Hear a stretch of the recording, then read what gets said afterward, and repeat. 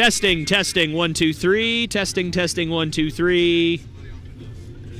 Testing.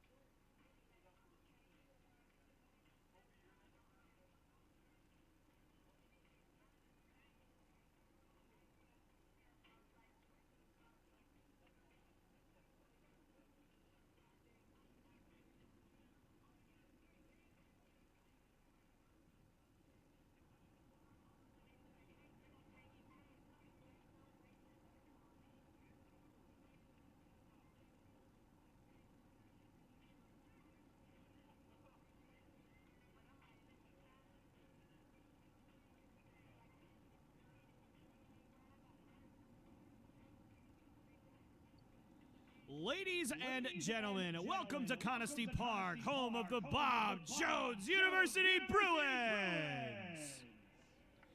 Today's game features the Paine College Lions and your Bob Jones University Bruins. And now it is time for your starting lineups. First for the Lions. Batting first, number 1, Daza. Batting second, number 3, Davis. Batting third, number 10, New. Batting fourth, number 11, Fernandez. Batting fifth, number 16, Page. Batting sixth, number 8, McNeil. Batting seventh, number 12, Wilson. Batting eighth, number 24, McMichael. Batting ninth, number 6, Manley. And on the mound, number 9, Rounds. And now it's time for your Bob Jones University Bruins starting lineup. Batting first, playing right field, number 36, Kobe Hogan. Batting second, playing center field, number 5, Riley Ramsey. Batting third, playing third base, number 38, Cole Pearson. Batting fourth, playing first base, number 14, Zach Burt. Batting fifth and behind the plate, number 12, Daniel Barcina. Batting sixth, playing shortstop, number 9, Conley Burt. Batting seventh, your designated hitter, number 20, Shane Perush. Batting eighth, playing second base, number 1, Chad Bain. Batting ninth, playing left field, number 2, Zay Brandt. And on the mound for your Bob Jones University Bruins, number 24, Henry Wallach. At this time, we ask that you please stand for a word of prayer followed by our national anthem.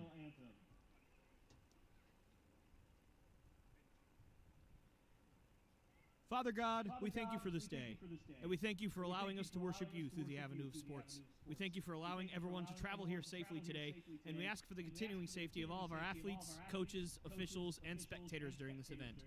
May we worship you in everything we do. In Jesus' name, amen.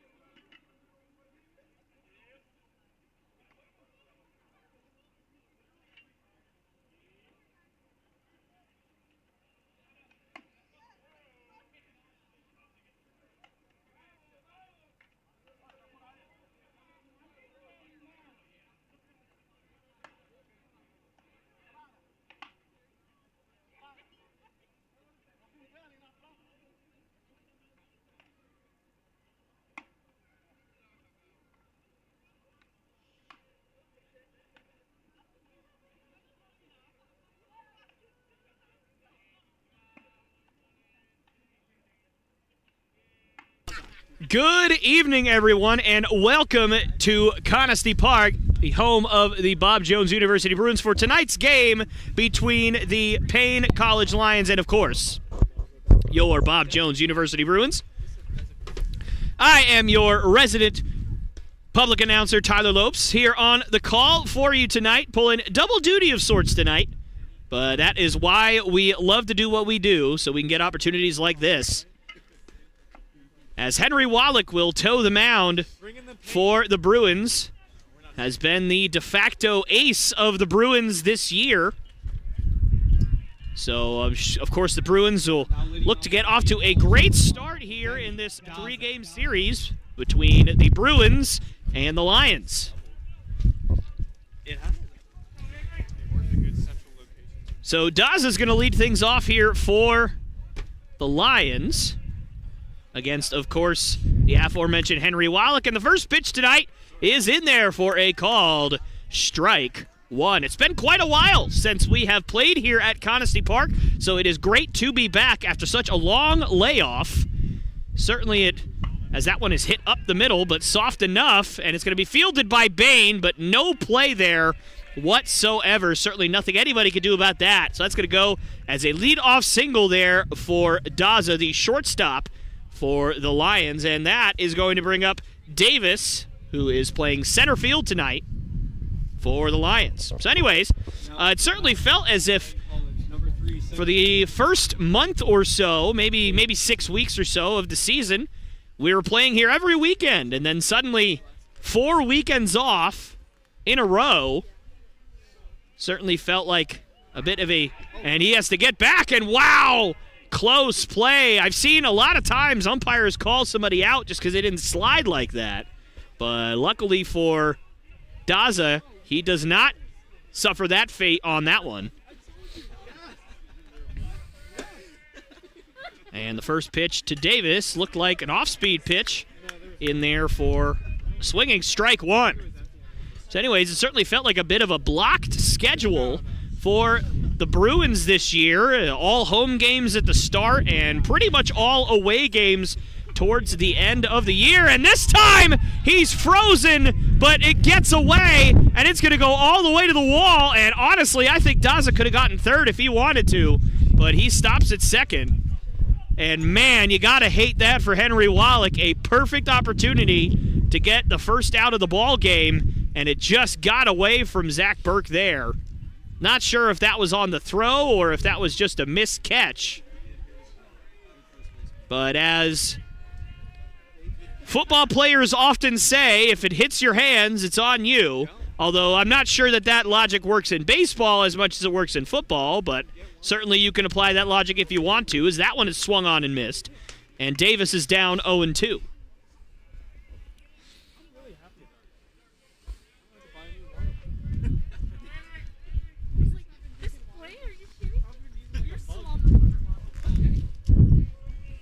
Wallach sets, peaks at second, and fires, and that's well outside. Nice job by Barcina to stop that one.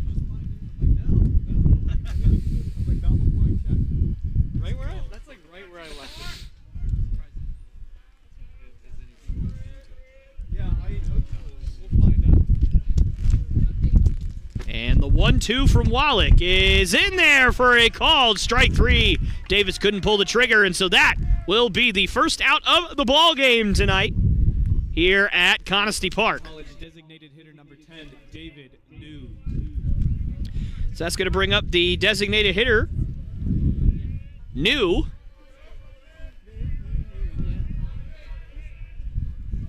And the first pitch to New is in there for a called strike. And Henry Wallach pounding the zone as he usually does so far tonight. Wouldn't really expect anything less from him. As I said earlier, he has pretty much become the de facto ace of this staff. And a move over to second. And Daza gets back in plenty of time that time. Certainly seems like Daza is quite aggressive on the base paths. And as the great Vin Scully, as that one is ripped into right field for a base hit, Daza is going to be held up at third. So runners on the corners here with just one out in the inning. And as I was going to say, as the great Vin Scully once said, it is a lot easier to pick off a fast runner than it is a lazy runner. And it certainly seems to be the case for Daza, as he's very, very aggressive on the base paths and is not afraid of getting picked off if he goes on first move. Alejandro Fernandez. And that's going to bring up Fernandez. The Yeah, that was like a little. believe the catcher for tonight's festivities. Runners on the corners, so the Bruins in early trouble here, and it looked like a maybe changeup or curveball. I can't really tell from this angle, but nonetheless an off-speed pitch in there for a called strike one. And Fernandez calling time here. Looks like he might have asked for time. So not really sure what happened there. Nonetheless, this at-bat will resume, and I do believe that that pitch will count, and a move over to first, and New gets back safely. So the Lions already threatening here in the first, and certainly with your ace on the mound, you do not want to get down early, and that one is in there for a called strike and a throw down, and Daza, as I said, and he is out! He didn't get there! And a great play there from the Bruins. And as I said earlier, it's easier to pick off an aggressive runner than it is a lazy runner. And that's just what happens sometimes. And Daza, his base running faux pas finally come back to bite him there, as he certainly costs the Lions a run there. And so now with 2 outs, this is a much different looking inning than it was just a few seconds ago. And Henry Wallach will look to wiggle his way out of this jam here in the top of the first and certainly give the Bruins some momentum as we will head to the bottom half. And that one just misses for ball 2. But in order to do that, he's got to get through Fernandez, which is not an easy task.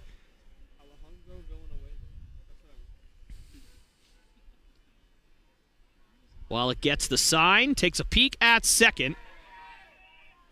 And he will fire, and that one is off the end of the bat. You could actually hear it, but that's going to get over the head of Conley Burke. And unfortunately for Henry Wallach, he will give up an RBI, and you can actually see Fernandez shaking his hands because he's literally in pain from that hit. But unfortunately, as they say, that's just baseball. And so the score will be 1-0. Despite all of the things going against the Lions in that inning, they still managed to put up a run. And sometimes that's just what good teams do. They figure out a way to score when it doesn't even make sense that they figure out a way to score. And it looks like time will be called here.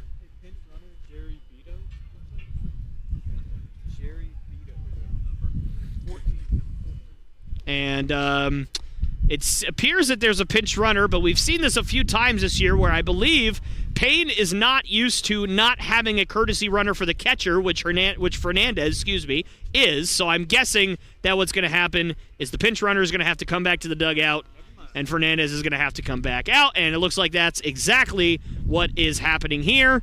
Certainly not the first time we've seen that, and certainly not the most courageous of moments for the pinch runner there. I certainly don't envy that position, to trot all the way out there and then have to trot all the way back.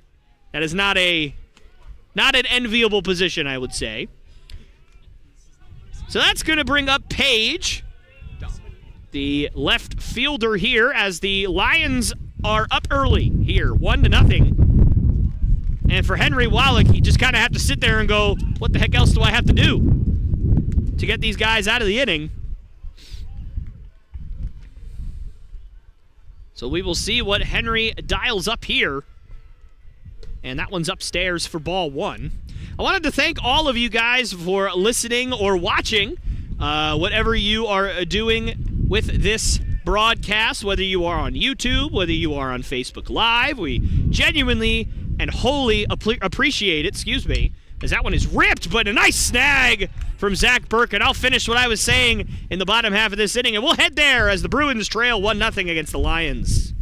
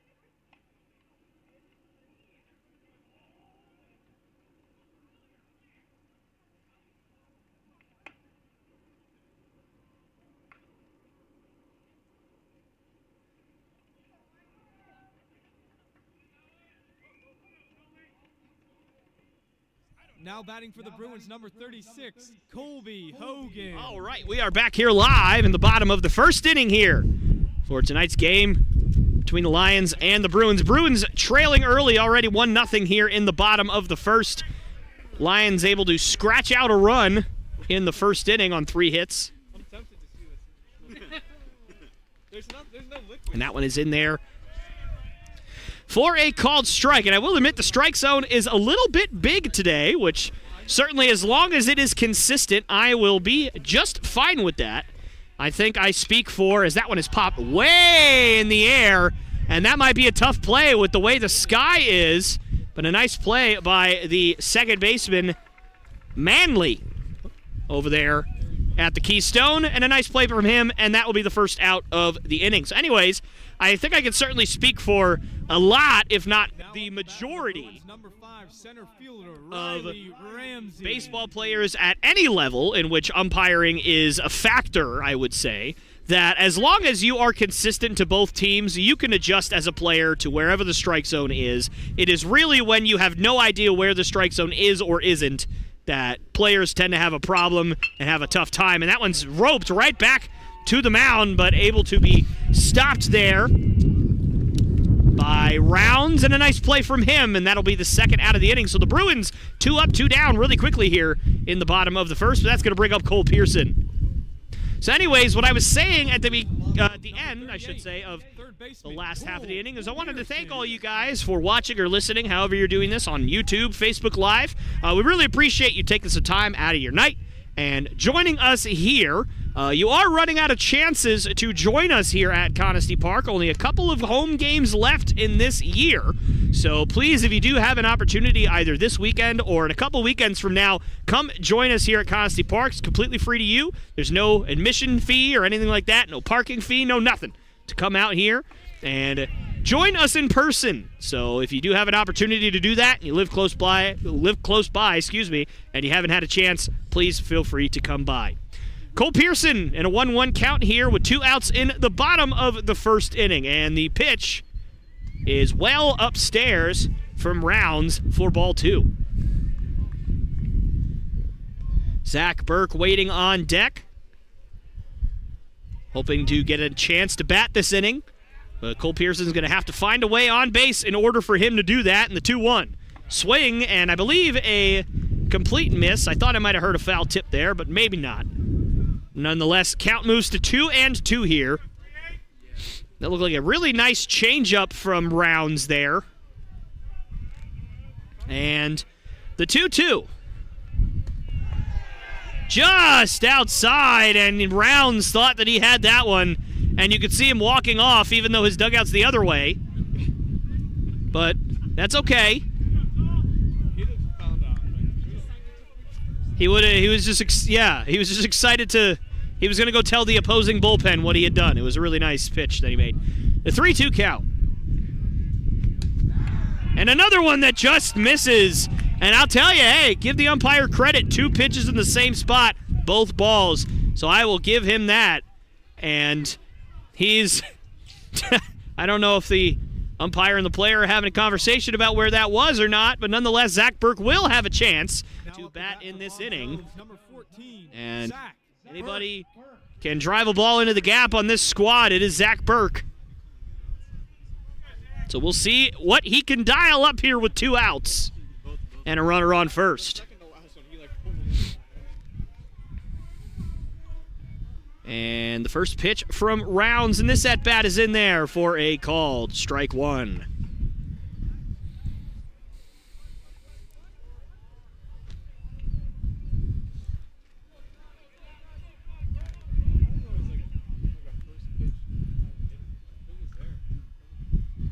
The 0-1 in the dirt. Nice stop there from Fernandez, the catcher.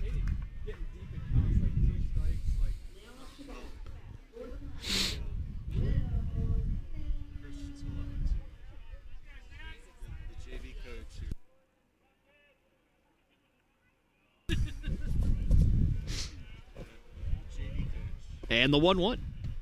And that's a nice curveball there from Rounds in there for a called strike 2. So Burke down 1-2 here as he looks to get some momentum going here for the Bruins, keep this inning alive in the bottom of the first.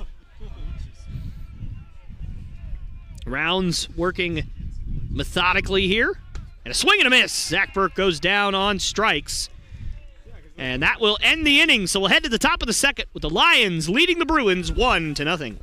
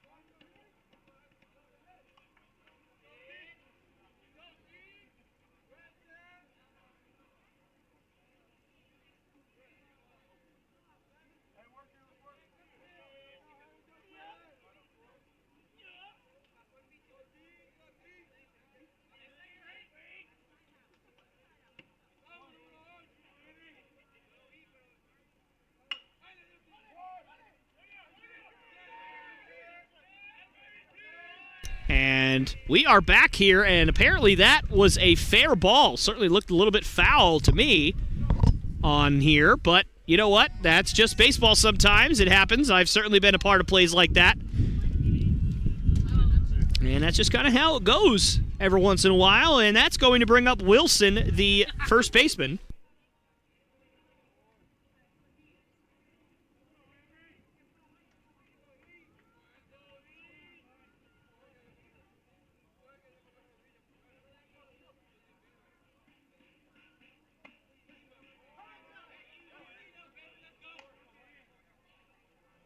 Now batting number 12, Emmanuel Wilson.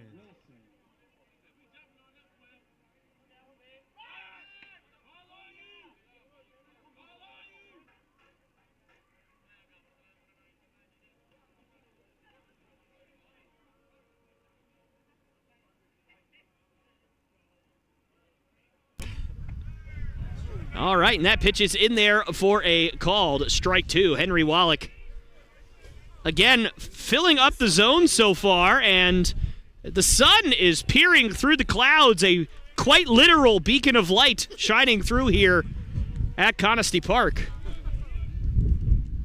And a changeup, it looked like there from Henry Wallach. Nice pitch there as Wilson goes down on strikes for the first out of the inning. And that is going to bring up McMichael.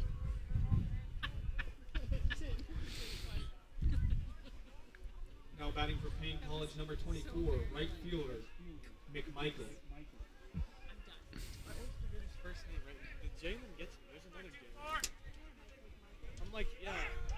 And another move over to first. Another close play. These Paine runners are really getting big leads. And they probably have seen some footage and read some scouting reports. And another one that they probably would have picked him off. And unfortunately, it gets by Zach Burke again. Although that time, I certainly don't think it was on him. I think it might have hit the runner first. And unfortunately, that is another extra base for the Lions.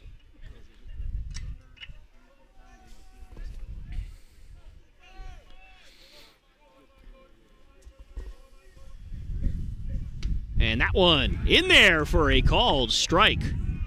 And again, I will say the strike zone has been quite big so far in the early going, but it has been pretty consistent on both sides.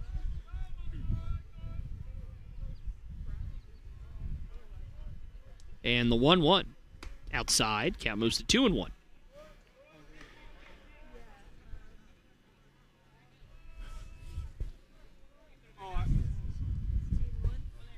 Oh, yeah, I see.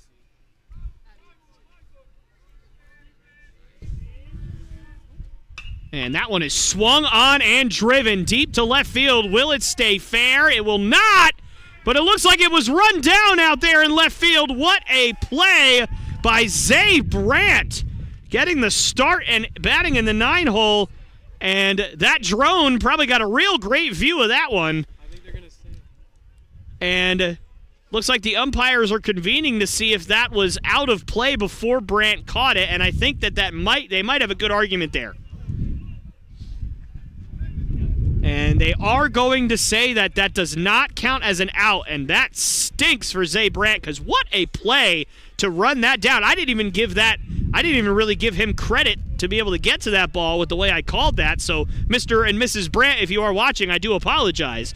But that was a phenomenal play out there. That is not an easy play, especially with all the obstacles out there, including a drone, apparently.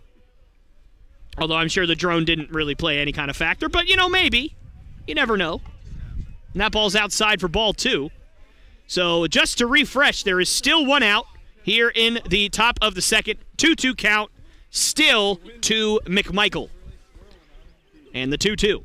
Swing and a miss. McMichael goes down on strike. Second strikeout of the inning for Henry Wallach. And that's going to bring up Daza, the leadoff hitter, who was thrown out trying to get home. Oh, excuse me, that is not. Now batting for Paine College, number 6, Davian Manley. I'm so sorry. That is Davian Manley. I apologize. I apparently am also going to add blindness to my list of problems, as that one is in there for a called strike.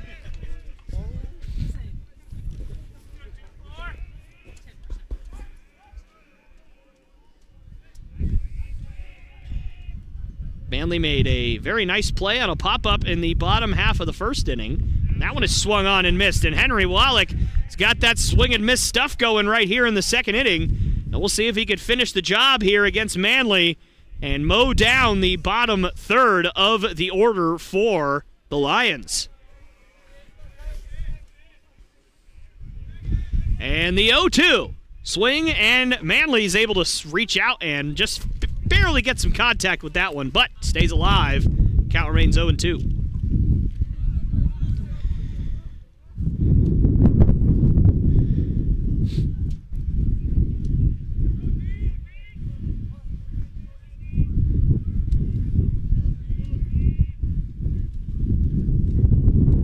And the 0-2 is in there for a called strike 3. Great pitch from Henry Wallach, and he strikes out the side to end the inning. And we'll head to the bottom half of the second as the Bruins look to get back in this one. They trail 1-0.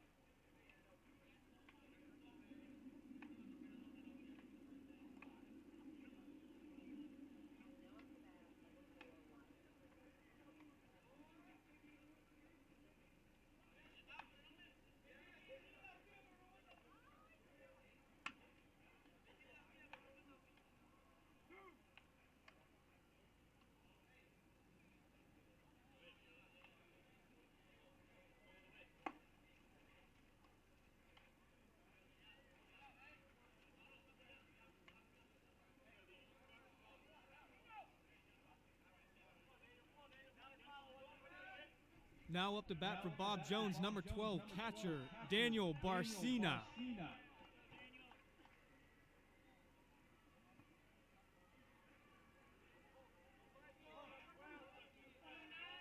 All right, and we are back here live as that one is in there for a called strike. And there's an example of the big strike zone there hurting Bob Jones, although they have benefited from it when they have been on defense. But nonetheless, Bob Jones down 1-0 here in the bottom of the second inning here against the Paine College Lions, and that one inside for ball one. I'm sure everybody at home is excited that baseball season, at least in the MLB level, is finally here. I know I am certainly, as that one is popped high in the air, called on by the left fielder, and he will make the catch for out number one. Barcina is retired. That's going to bring up Conley Burke, the shortstop for the Bruins. Now with the dish for the Bruins, number 9, shortstop Conley Burke. For Burke, it has been a bit of a struggle to find a niche part of the lineup that he will sit in. Sometimes he will bat third, sometimes he'll bat ninth, sometimes he'll bat sixth, sometimes he'll bat fifth. And I know as a hitter, at least for me, when I would move around the lineup, depending on where I was, my approach would change depending on where I sat in the lineup because, quite frankly, my responsibilities would change. If I was batting third in the lineup, I knew that my job was to drive runners in, so I had to be a little bit more aggressive. If I was batting ninth, my job was to make the pitcher work as hard as he could and try my very best to get on base for the top of the lineup so that we can get some kind of rally going. And if I was batting sixth, my job was to hopefully be able to drive a ball in the gap to continue a rally that hopefully the middle part of the order for me would have already started by the time I got up there. Or, if there's still runners on base, drive them in. The point is, your responsibilities change no matter where you are in the lineup. And so Conley's done a great job this year of adapting to every part of the lineup that he has played in so far this year. It is certainly not an easy thing to do when one day you're going to be batting ninth and the next day you're going to be batting third. It just really depends on the day for Conley. Although more often than not, he does tend to sit at where he's at right now, which is 6, maybe 7. So he has done a phenomenal job so far this year, obviously as the season winds down. A full count here to Burke with one out here in the bottom of the second. The pitch from Rounds is swung on, chopped to shortstop, and he'll throw over to first. And a nice stretch from the first baseman. So one shortstop will ground out to the other there. And that will bring up Shane Perush, the designated hitter for today. Now batting for the Bruins, designated hitter number 20, Shane Perush.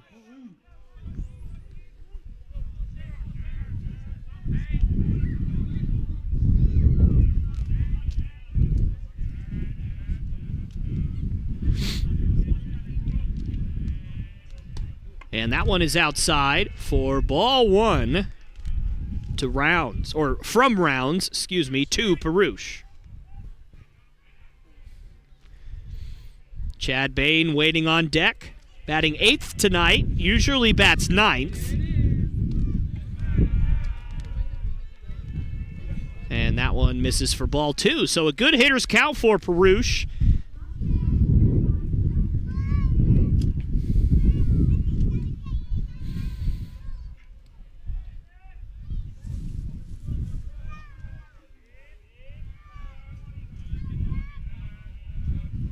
And that one is swung on and hit over to first. I believe that hit the ground, but nonetheless, he will take it to the bag himself for out number 3. So the Bruins go quietly here in the bottom of the second. They'll head to the top of the third, still trailing 1-0.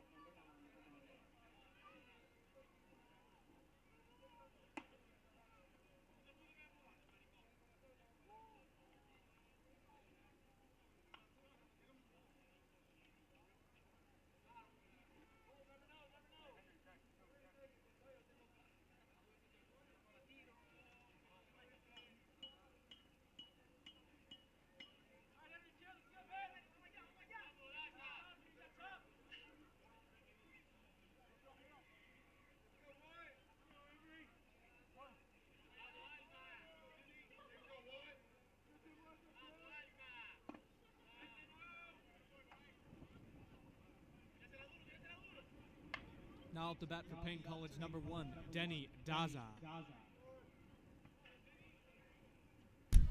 All right, and we are back here live as Daza will lead things off once again, and that one is hit out into left field for a base hit. Daza is 2 for 2. Two not particularly hard hit balls from Daza, but sometimes you just got to hit it where they ain't, and Daza has done that to perfection so far. And we will see what Daza does on the base paths here in this opportunity. Almost got picked off, but Burke was not able to haul in the throw, and then got essentially picked off again trying to score. And a move over to first. Wisely, of course, from Wallach, trying to catch Daza off guard there, but I'm sure Daza was ready that time, knowing what happened the last time he was on base. And that one's in there for a called strike from Wallach. And Wallach has been in trouble every inning. Although I would say every inning, it's only been 3, but still, it has not been an easy go for Wallach so far.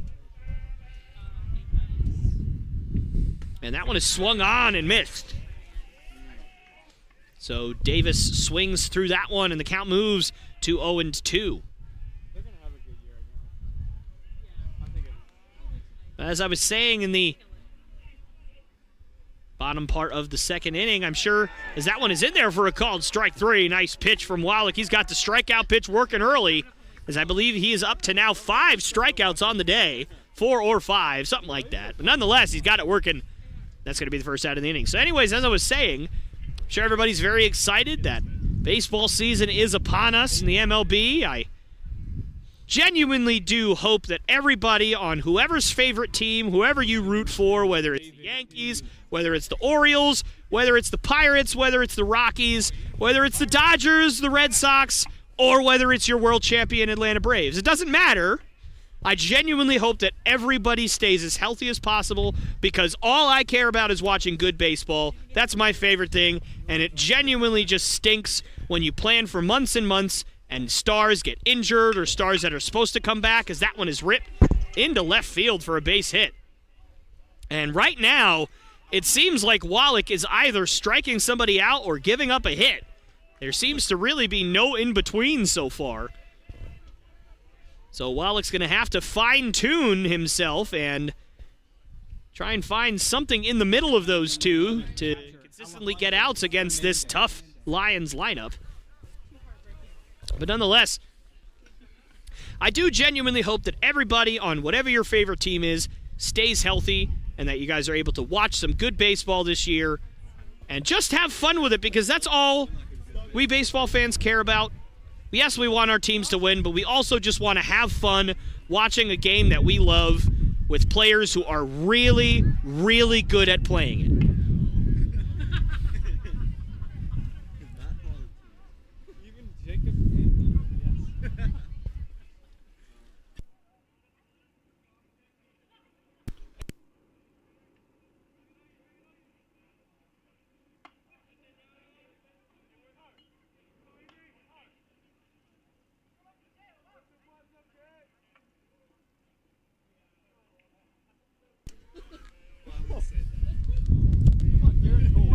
All right, and the count moves to 1-1 as that one is in there for a called strike, and Fernandez not happy with that, but he should know he's been back there as the catcher. He should know that he's getting that call too behind the plate, so shouldn't really be much of a surprise to him being that close to the action. But nonetheless, count moves to 1-2.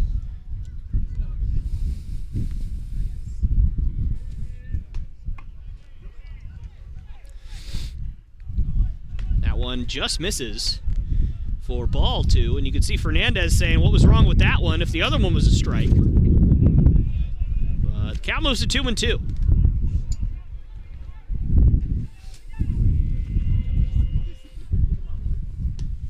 That one is outside. Full count to Fernandez. And this is going to be a question, of course, of the rhetorical variety, because I can't see any of you and you can't respond to me. But what team do you guys think is going to win the World Series this year? If there is any way that you guys can comment, I'd love to be able to see those, see what your guys' predictions are for the World Series. genuinely speaking, I don't think, as that one is popped high in the air along the right side of the infield, and Burke will settle under it and make the catch for out number 2. So a nice job from Wallach against a tough batter like Fernandez, able to retire him with runners on base. And that is going to bring up Page, the left fielder, for the Lions. So anyways, I will say this. Genuinely speaking, I feel that there is not a team in baseball that's going to be able to stop the Dodgers this year. The addition of Freddie Freeman is just absurd. I don't know how in the world anybody stops them, as that one is ripped down the line and off the glove of Cole Pearson. Nice effort, but he's not able to get it, and Brandt plays it off the wall. 1 run will score, and so the Lions will take a 2-0 lead here in the top of the third as Page delivers again, I believe, here for the Lions. But anyways, again, I don't think that anybody is going to be able to stop the Dodgers this year, especially in the National League. I don't see the Giants being as successful as they were last year. I feel like last year was an abnormality and really just an anomaly of baseball. I didn't understand how the Giants were as good as they were, but you never know. But nonetheless, again, I think it's just going to be too tough to stop the Dodgers this year. And in the American League, I mean, who knows? It is just so up in the air. My gut and my heart tell me Toronto. I really like what Toronto did this year with their pitching staff, as that one is driven out to left field, and that's going to get well out of play. I love the Kevin Gausman signing. Obviously, Hyunjin Ryu is a great pitcher. Jose Barrios is sticking around there. They signed Yusei Kikuchi. Nate Pearson could come up and get some innings out of that bullpen, throwing triple digits. And obviously the additions of Matt Chapman in the lineup. I love that team. I really want to watch them in person. I don't think I'm going to get the chance to, but I certainly love what they have done in Toronto. I think they're going to shock a lot of people this year, and I think that they have what it takes to make a World Series run if things go right, and of course, if they all stay healthy, which is never a guarantee.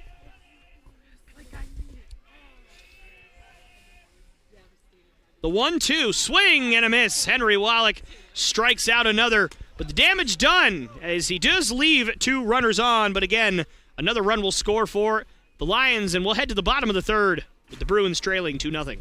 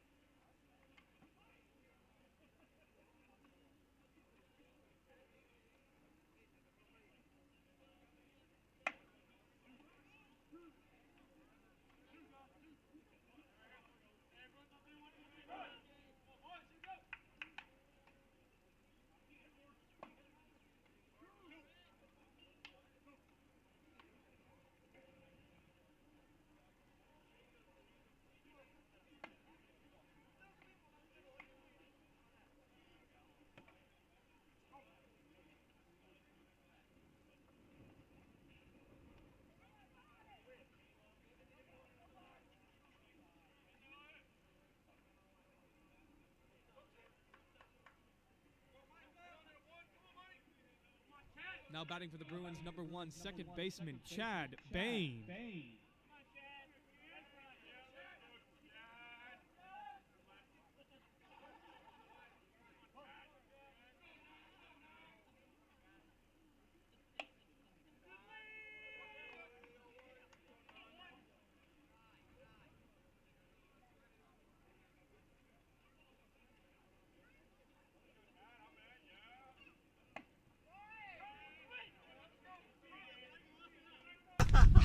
All right, and we are back here live as Chad Paine sits at a 1-1 count here in the bottom of the third. Bruins trailing 1-0 here as that one is swung on and hit out to shallow center field. Could be a tough play, and that's going to drop for a base hit as Chad Paine gets things going here.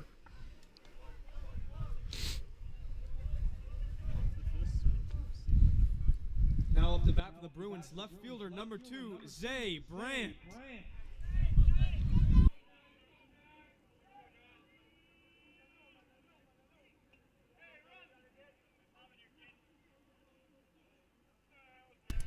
Hey, they walked it off last night. What was the name? Beer? So Zay Brandt going to step up here for the Bruins, as that one is, I believe, ball one. I didn't see, actually, apparently strike one. And a move over to first will result in a safe call.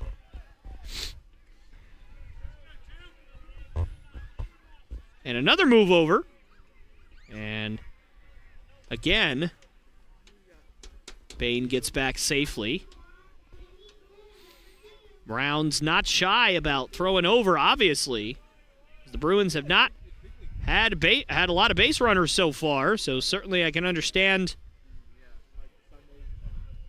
the need and want to throw over, as that one's in there for a called strike two, and Brandt finds himself quickly in an 0-2 hole here.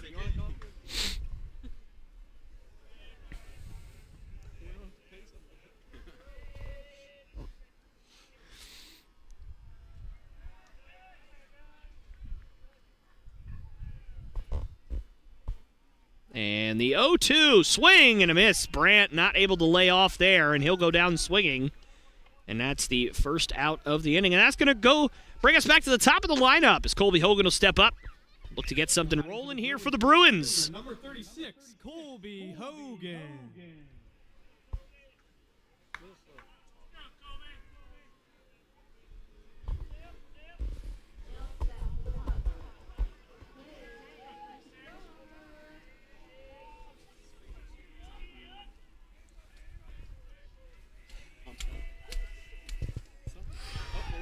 And wow, what a perfectly executed hit and run by Colby Hogan.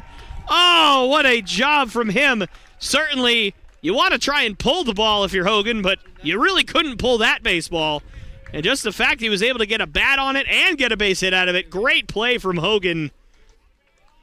And that's going to bring up Riley Ramsey. Fielder number 5, Riley Ramsey. At least up until the last time I was calling a game here, has been the normal leadoff hitter for the Bruins, but batting second today as Colby Hogan and Riley kind of switch spots in the lineup. And the first pitch to Ramsey as he turns those shoulders but lays off for ball one. As a police car is driving behind the stadium, and I genuinely hope that if someone's going to hit a home run, you don't want to hit that car. That will not end up well for you, as that one is in the dirt, and Paine not going anywhere as the count moves to 2-0. And for those of you who don't know what I'm talking about, we have seen cars get hit as they are driving by on home runs. It has happened this year, so you know, you can call me crazy all you want, and you're correct, but I am at least not without reason.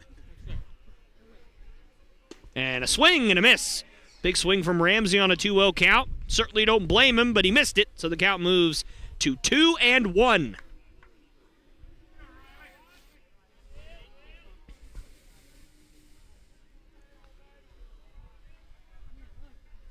Certainly hoping to catch a few Braves games this year in Atlanta, as that one misses. I think I'm going to go and see my hometown team, Boston Red Sox, when they visit Atlanta here in a few weeks. And I'm also going to try and catch Freddie Freeman's first game back in Atlanta when the Dodgers visit in late June. I'm going to definitely go check that game out. And the 3-1. In there for a called strike. Another tough pitch on the outside, but again, That's been a strike all night, so certainly not really much reason to complain for these hitters on either side, as that has, again, been a consistent call all night. The 3-2.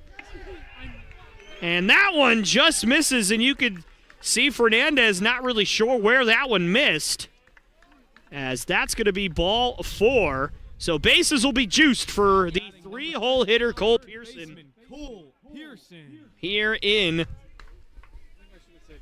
the third.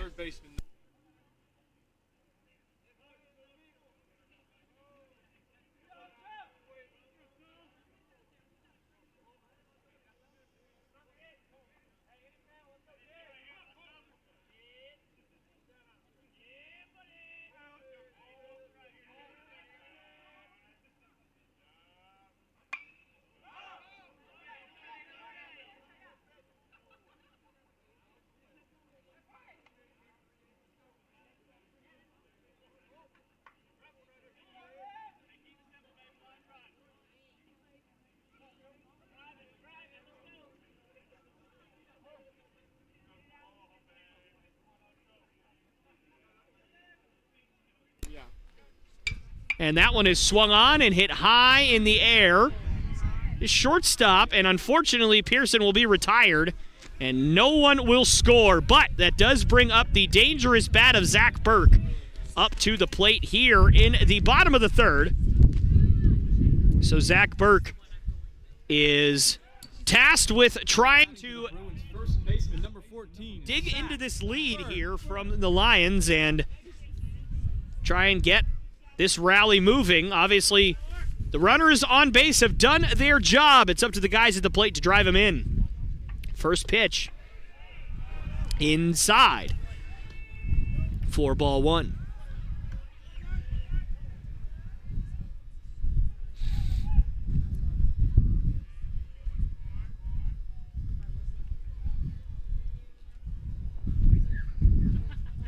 And the 1-0 outside for ball 2. So yeah, something kind of interesting happening in the world of baseball. I think I used to believe that the Oakland A's were kind of wanting to be sold, right? They're not doing super well in Oakland. Obviously, they don't really have much money to spend or do anything, and there's been rumors of them wanting to move for a few years now. As that one is ripped into left field for a base hit. 1 run's going to score. And coach is going to hold Colby Hogan at third. Looked like he was waving him in for a minute, but decided very late to put on the brakes. But Zach Burke comes through here in the third and trims the Lions' lead by half as they trail now 2-1. That's going to bring up Daniel Barcina, who popped out in his first at-bat. Anyways, it kind of seemed like the Athletics were kind of looking to be sold. They were kind of in a perfect spot where they were a good enough team to make the playoffs, but not a good enough team to have to spend a whole bunch of money to win a championship. As that one, oh man, that one's in there for a strike. I'm not sure I agree with that. But nonetheless, Barcina down 0-1. As they had some good young pitchers on their staff, and they obviously had some good hitters, but now they have kind of let all their good hitters go. They've traded a couple of their good pitchers. Basically, the only one left is Frankie Montas.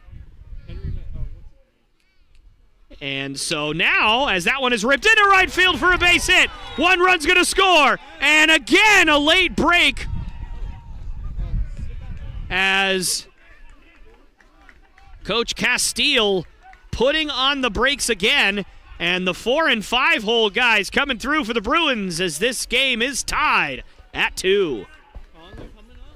That's going to bring up Conley Burke. Now at the dish for the Bruins, shortstop number 9, Conley Burke. Zach Burke obviously already driving in a run in this inning, as did Daniel Barcina. Now it's up to Conley Burke to take the lead for the Bruins.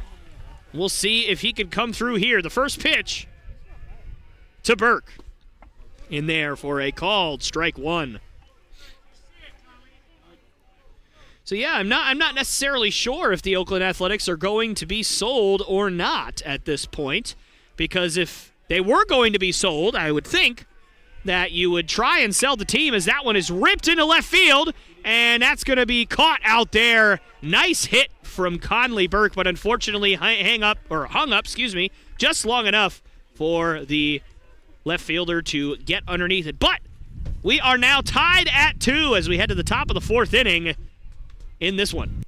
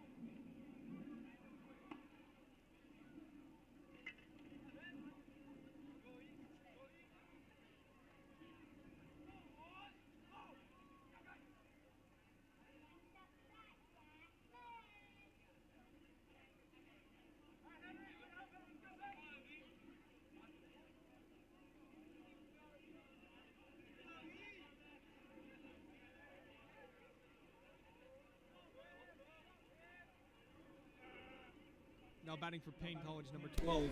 All right, and we are back here live as Henry Wallach steps up and misses that one for ball 1. But anyways, as I was saying at the beginning, or at the end of the bottom of the 3rd inning, if you are going to sell a franchise, I would think that you would at least want to have some good pieces on your team to help drive up the price of your team. But it seems like the Oakland A's were content with trading away their good players, or at least most of them, for young prospects and younger pieces. So we will see where that kind of goes as the years go along, as that one is swung on and missed. Count moves to 2-1, and the wind really starting to pick up here at Conestee Park, although it's really been blowing hard all night, as it has been pretty warm for the most part here in Greenville over the last few weeks. But of course, the one day that they say, hey, Tyler, you want to be outside for hours? I'll say, yeah, and then the weather goes down, you know? That's just kind of how it goes, as that one's outside for ball 3. The Lord has had the heat on over the last few weeks, and then as soon as I stepped outside, he turned on the air conditioning. Oh, my bracket was screwed. Oh, wow. Nice. And the 3-1. In there for a called strike, and you can actually hear the audible groan from the dugout over there for the Lions on that one, as they, I assume, probably feel that they have been bamboozled on that outside part of the plate all day, but nonetheless, that one's going to be outside. And so Wilson will take a walk anyway, as Henry Wallach issues his first free pass of the day.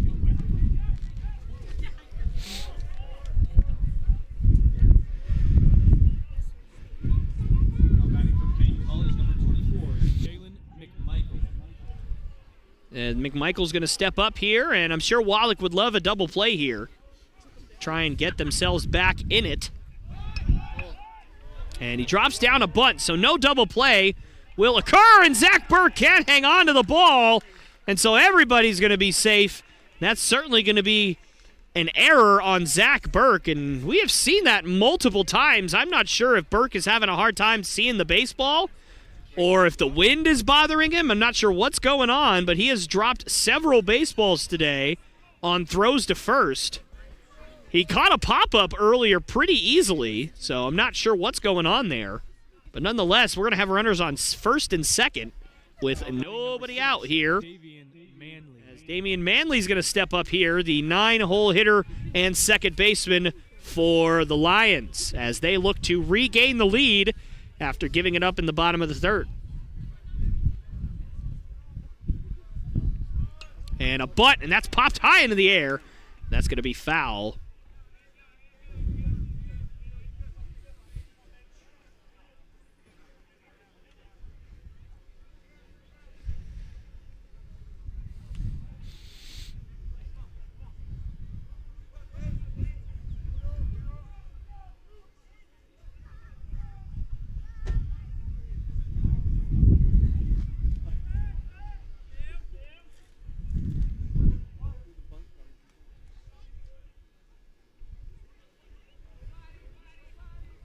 And the 0-1 and another bunt attempt, and this time it gets down, and a great bunt.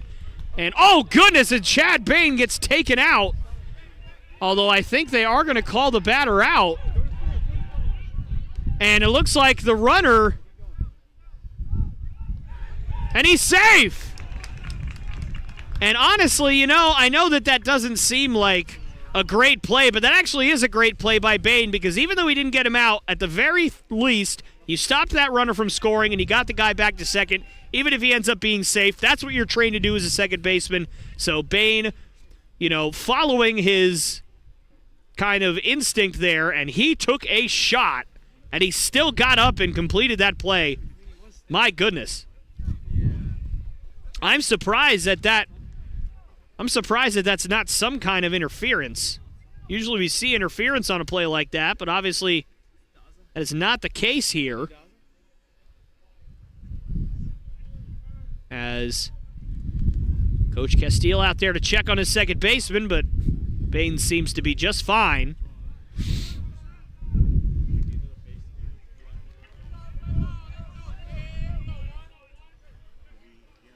Plays like that make you sit and wonder why my catcher in high school got suspended for 5 games for doing that, and nothing happens here. So I'm not salty about it. I'm not, I promise. I am. I'm just kidding. But nonetheless, that is going to bring up Daza, the shortstop, as that one is hit high in the air, out to center field. Ramsey running in, makes the catch, tagging at third, and the throw will be cut off, and in time! As Riley Ramsey throws him out at the plate with a little bit of help from Zach Burke. And the Bruins stave off the Lion rally in the fourth. And we'll head to the bottom half of the fourth with the game still tied 2-2. What a play from the Bruins.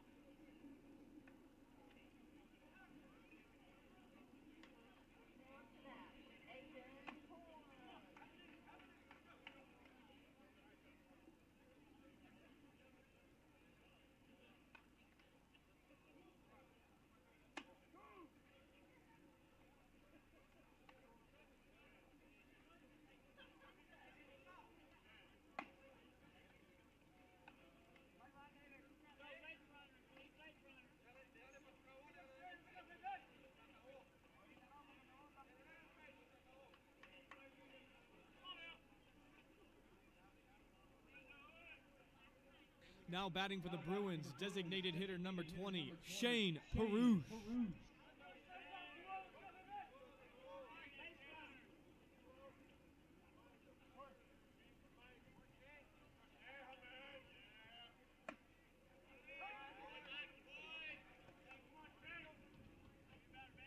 All right, and we are back here live, coming off the back of a phenomenal top of the fourth inning for the Bruins, as that one is in there for a called strike two, as Shane Perouche back up there to try and start this rally for the Bruins, but he's down 0-2.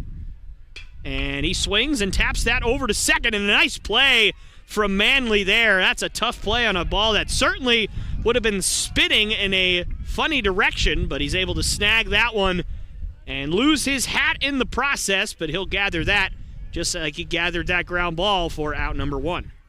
Now at the dish for Bob Jones, second baseman number 1. He's going to bring up Chad Paine. So Chad Paine trying to get, again, starting a rally for the Bruins. That one is hit up the middle, and he's going to do just that.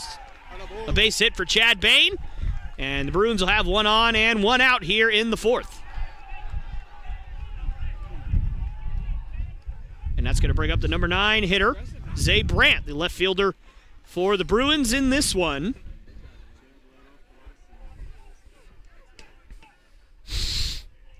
Now batting for the Bruins, number 2, Zay Brandt.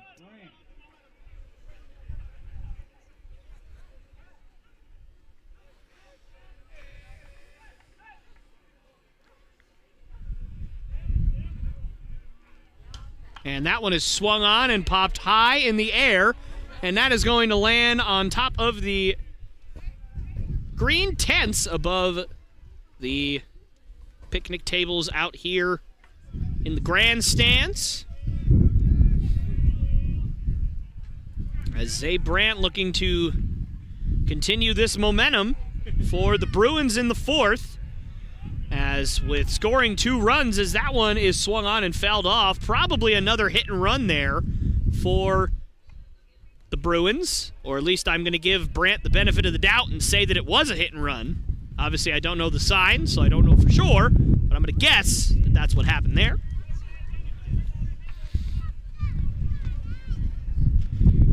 So Brandt down 0-2 for the second straight of his at-bats today. Let's see if he can continue this battle with one out and one on here in the fourth. And time called just before the delivery, as Rounds was taking just a bit too long for Brandt's liking. And so time is called. Brandt made a really nice play out in left field a few innings ago, but unfortunately, he made it out of play. So it did not count as an out, as that one is outside as Fernandez dekes a throw, and the runner gets back, of course, in plenty of time because the throw never came.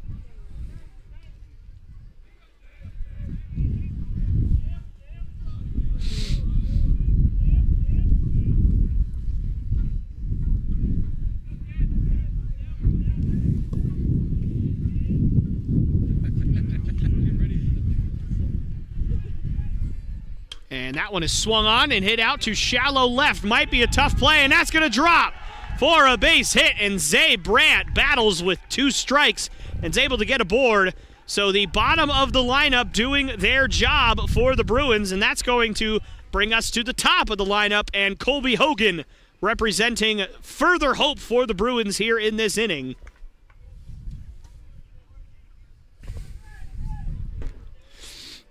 Now batting for the Bruins, right fielder number 36, Colby Hogan. And for those of you who are fans of baseball right now, the Mets and Nationals are playing, and Max Scherzer is on the mound for the Mets, which means he is facing his former club, in which, of course, he won a World Series with in 2019. So anybody wants to take a peek at that on the television while you're watching this stream, feel free, as that will certainly, if I know anything about Max Scherzer, it's going to be a show tonight. And the 0-1. That one in there. I believe that was a called strike, not a swinging strike. Nonetheless, down 0-2 is Colby Hogan.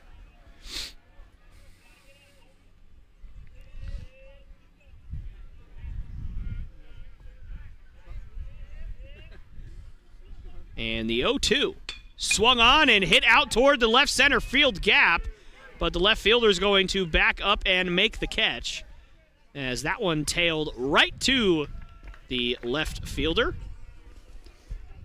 Page, who's having a nice day today at the plate and in the field, gotten a lot of action.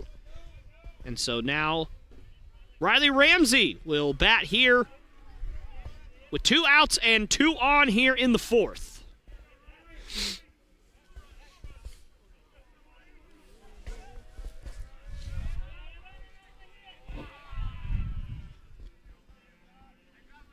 And the first pitch to Ramsey is a swing and a miss on a curveball for strike 1.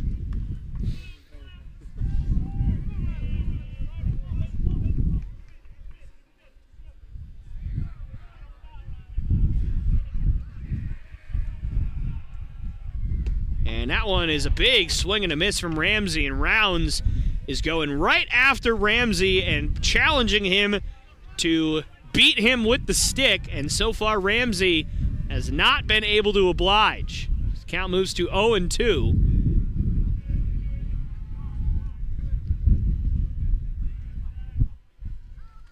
And that one's in the dirt for ball 1.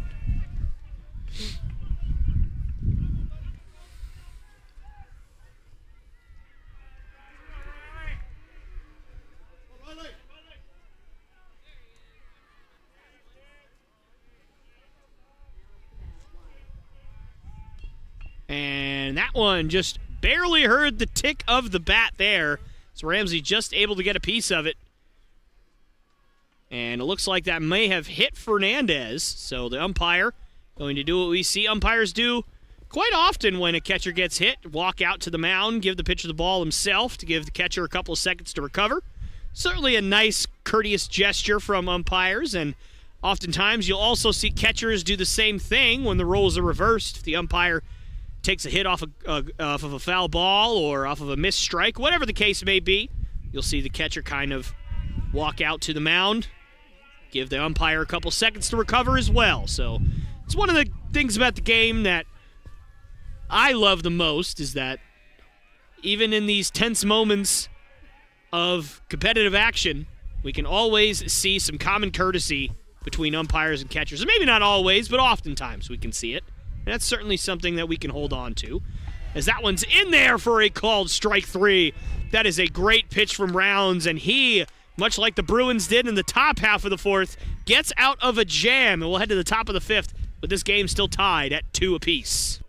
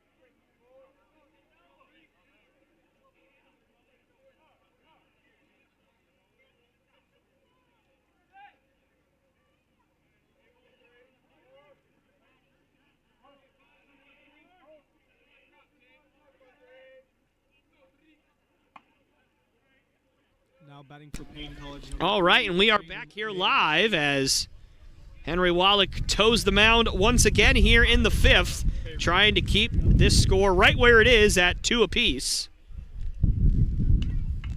And that one is swung on and fouled off.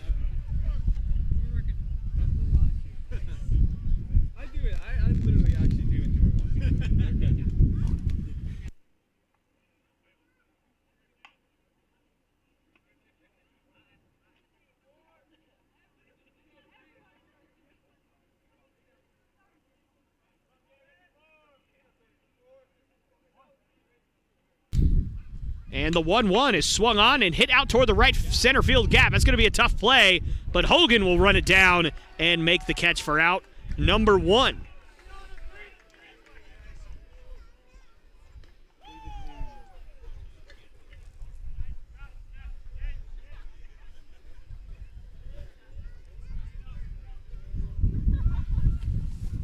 Now batting number 10, David New. That's going to bring up David New, the 3-hole hitter for Lions.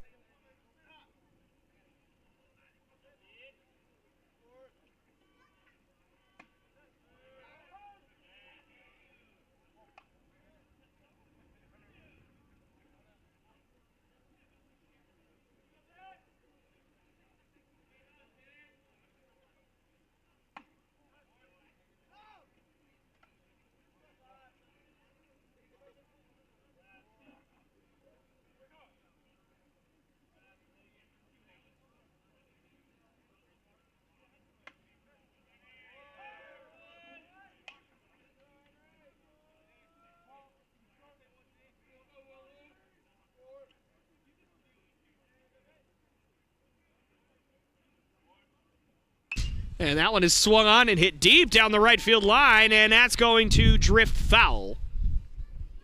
Count is 1-2. And up here at the booth, we were just talking about some of our favorite playoff moments. So I wanted to share one of mine. This is not going to be much of a surprise to any of you who have heard my prior broadcasts or streams or whatever you'd like to call it, but I am a Red Sox fan. I grew up in Massachusetts, first 11 years of my life, and so I am all Boston as that one is hit over to third, and he fire over and a nice dig from Zach Burke as Cole Pearson didn't get a lot of air under that one. But Burke with a nice pickup, and that's going to be out number 2. So anyways, I grew up in Massachusetts, so I'm all Boston at heart.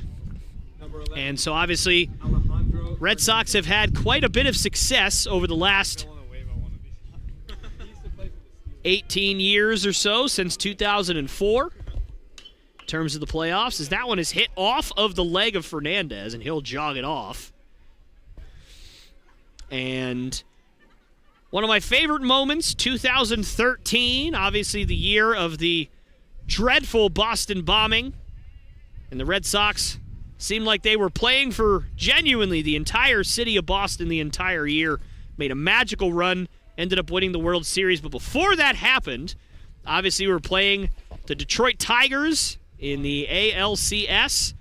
And Max Scherzer, Justin Verlander, Anibal Sanchez, Rick Porcello, an absolutely star-studded Detroit Tigers team. Still had Victor Martinez, Miguel Cabrera, Prince Fielder in his prime. Unbelievable team. Ian Kinsler at the time was there, I believe. That one is also fouled off Fernandez as he is just beating himself up at the dish. Nonetheless, a stacked Tigers team that didn't give the Red Sox much hope to win that series. They had already dropped the first game of the series in Boston. They are down 5-1 in the second game. Max Scherzer had dominated the Red Sox for 7 innings. And Joaquin Benoit comes in for the Tigers and throws a changeup right down the middle to Big Papi. Hits it out to right field. And a guy, as that one is in there for a called strike 3. And Fernandez not happy, and he's in danger of getting tossed. He's staring at the umpire, and that's never good. But anyways, the guy I forgot to mention, Torrey Hunter, out there in right field, ran into the monster, ended up going over the wall into the bullpen. Game-tying grand slam. The security guard, absolutely, jumping up and down, excited. That was one of my favorite moments. And then obviously in that same postseason, I believe in that same series, Shane Victorino's grand slam when he's pounding his chest. 2 of my favorite moments of all time happened in the same postseason. But we'll be back in just a couple of minutes as this game is tied 2-2.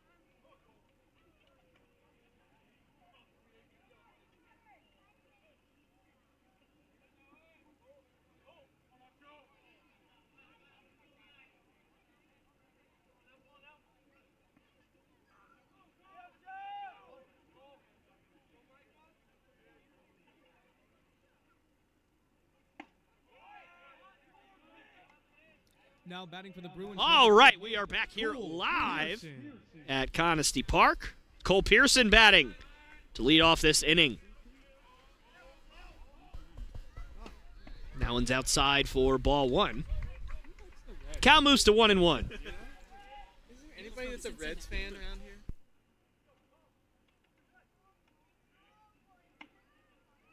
Yeah. All right, that one misses for ball two. Okay, that's true. Who probably says he's the Reds are just the most blah franchise ever. And that one swung on and missed. And this really has been a pitcher's duel today. It's both Rounds and Wallach have been quite impressive and even dominant at times. And that one is chopped over to third. Could be a tough play. And he'll fire over, and that gets by the bag. And that's going to bounce and ricochet off the wall, but Pearson is going to get there. And so on an error, the Bruins have a runner in scoring position here in the bottom of the fifth. Just what the doctor ordered for the Bruins, as guy who came through in the third inning with an RBI single, looking to add to his total, Zach Burke. Zach Burke.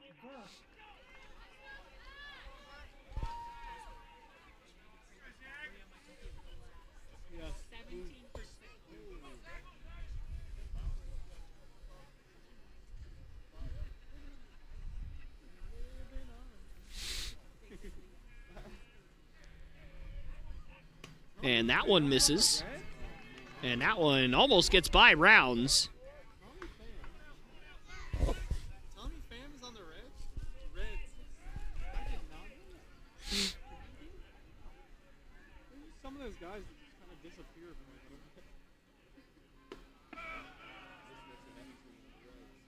the That's true. Now you can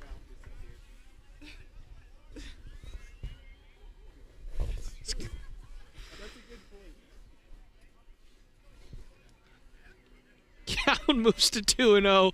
Sorry, I just got told a joke. That's very true, but still a joke. Oh, goodness. Count moves to 3-0 as Zach Burke looks to come through here in the bottom of the fifth as I try and contain myself. Just give me a second here.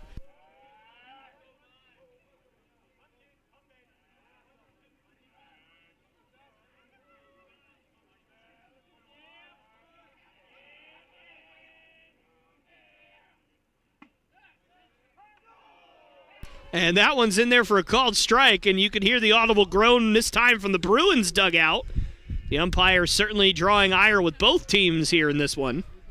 Although, once again, these calls have been pretty consistent all night, which for me is pretty much all you can ask for. And the 3-1 pitch to Zach Burke forthcoming here. And that one's outside, so I think in a lot of ways, unfortunately, Zach Burke draws a walk here. So it's going to be up to Daniel Barcina, although Barcina also came through with an RBI single in his last at-bat, so certainly not a bad person to have up to bat either in this spot. And neither is Conley Burke, who waits on deck, lined out hard in his last at-bat with runners on to end the rally in the third, but certainly not on him when he hit a ball as hard as he did. Just hung up a little too long as that curveball misses. Never mind. That was a very, very late call. Even fooled me up here. But that is in there for a called strike.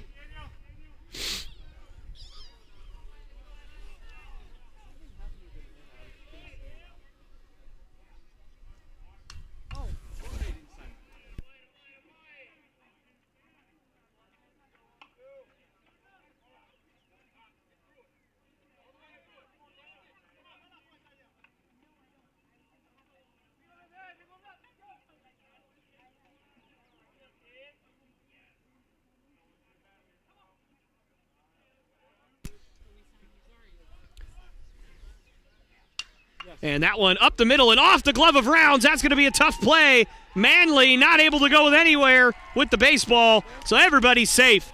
And now the Bruins have it cooking. Bases loaded and absolutely nobody out here in the fifth. And Conley Burke will step up to the plate and hope to get one in the gap or at least just in the outfield. Number 9, Conley Burke.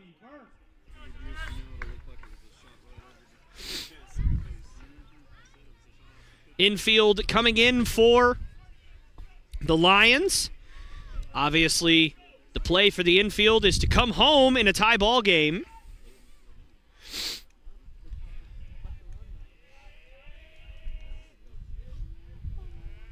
And that one in the dirt. And, of course, I'm sure Conley Burke would take a walk just as much as he would take a hit right now.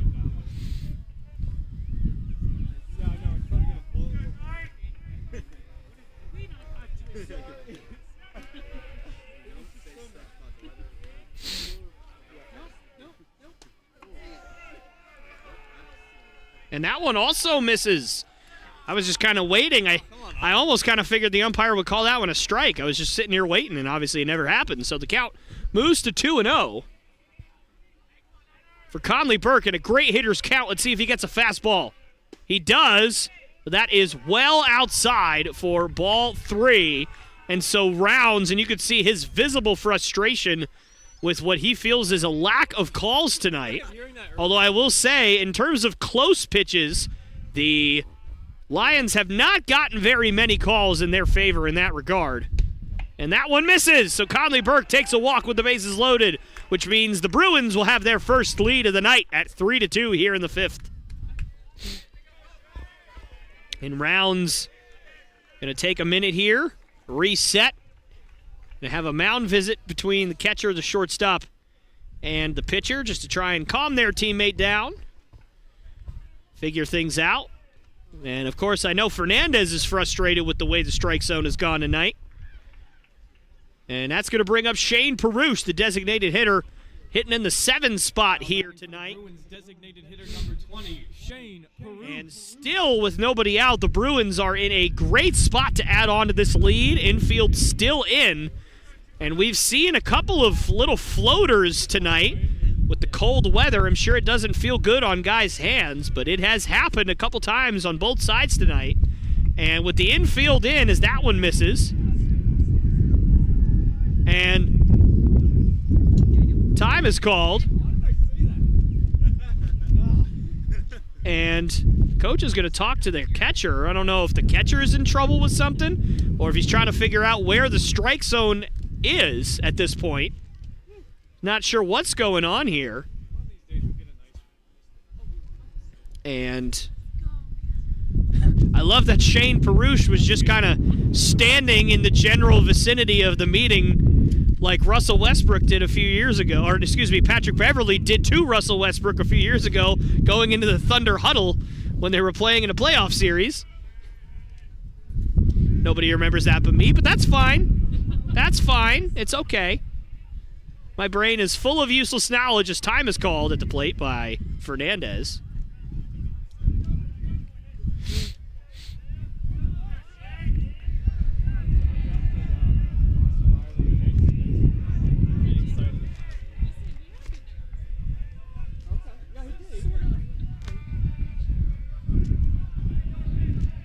So the count is 1-0 here to Perush.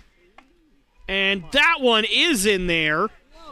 And gotta be honest, I know that the outside has been given quite a bit, but that one I feel like was a bit much. But you know what? I get it with all the close calls with the Lions tonight. They deserved that one. We'll give them that. That one's fair. So the count moves to 1-1. Swing and a miss. Big swing from Perush, and he did not get that one. So the count is 1-2 now.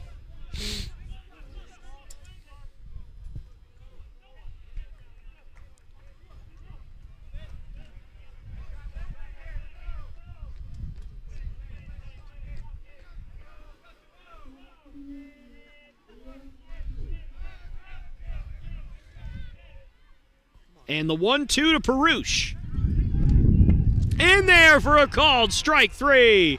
And Perush not happy with the umpire or himself in that scenario, because with bases loaded, nobody out, the last thing you want to do is strike out, because now all it takes is a double play and you are out of it with no runs scored.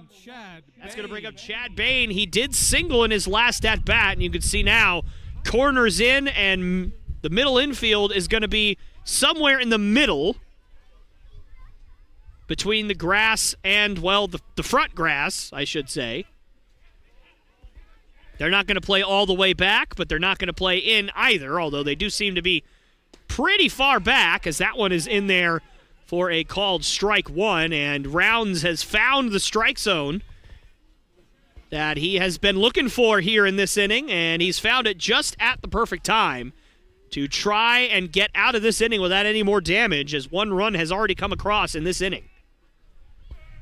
Fernandez sits down. Rounds is 0-1 pitch is outside for ball one.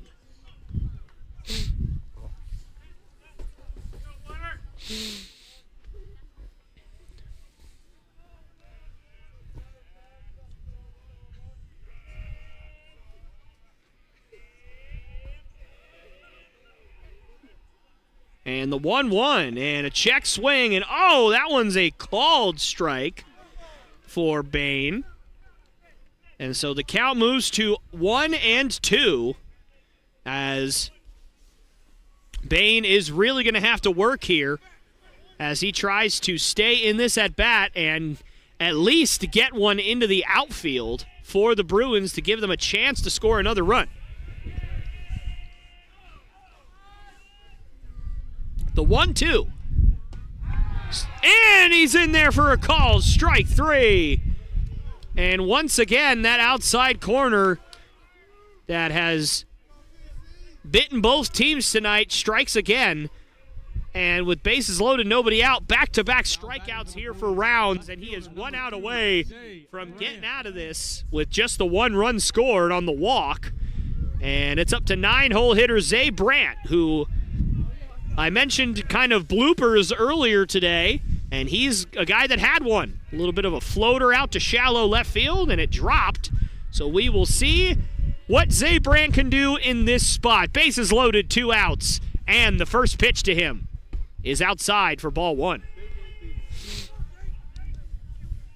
And you know Brandt would love to get a base hit here and pad this lead, give Wallach a little bit more wiggle room when he enters in the top of the 6th, or at least I presume he will enter in the top of the 6th.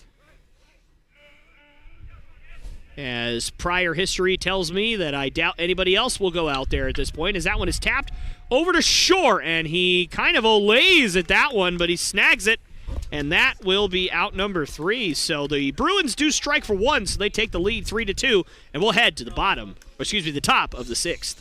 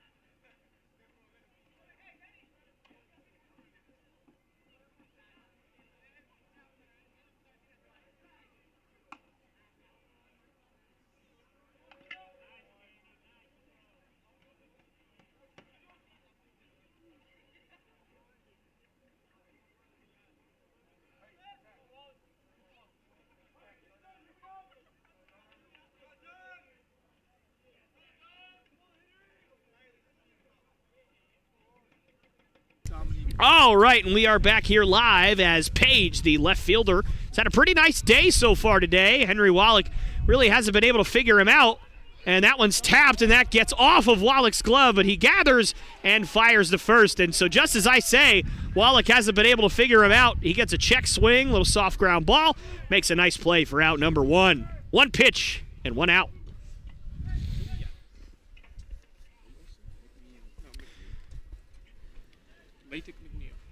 That's going to bring up McNeil. Now batting for Paine College, number 8, Latic Manil.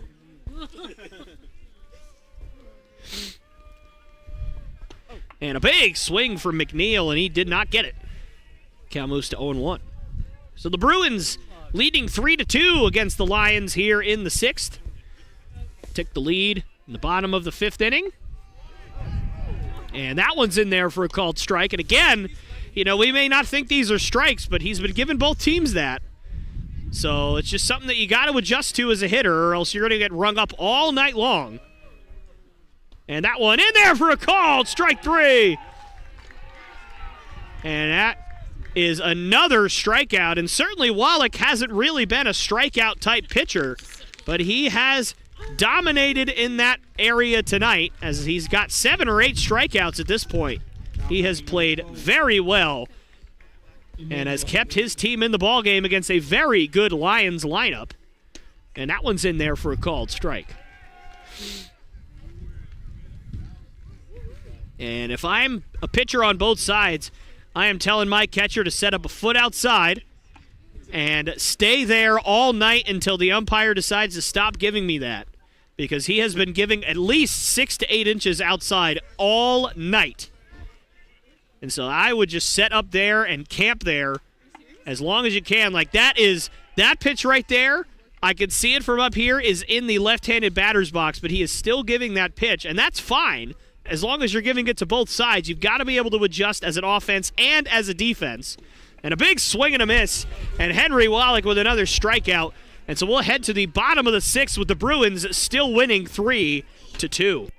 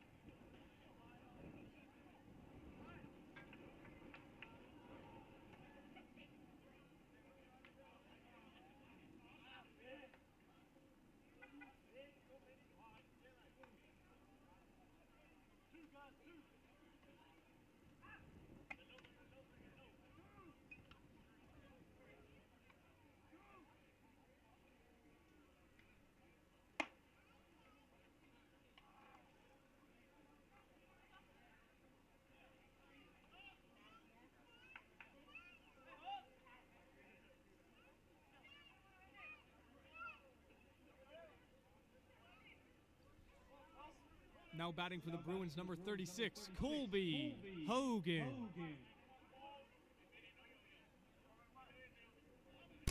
All right, we are back here live as Colby Hogan leads things off for the Bruins.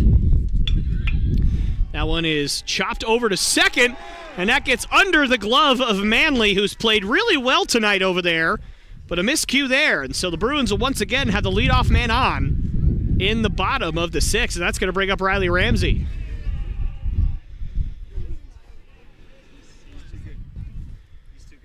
Now stepping up to the dish for the Bruins, number 5, Riley Ramsey. Riley Ramsey has been relatively quiet tonight with the stick and hasn't had a lot of plays out in center field either, so I feel like his name has not really been called much, but he swings and fouls that one off to the right. And some fear there in the eyes of one of our fans over there.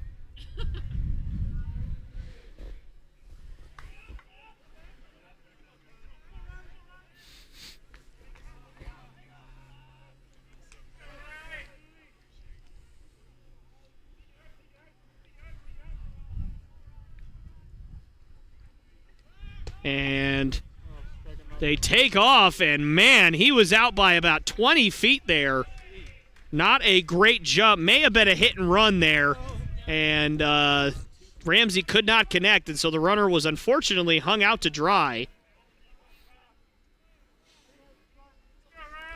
Count moves to 0-2 now, so 1 out in the bottom of the 6th. And Riley Ramsey down 0-2.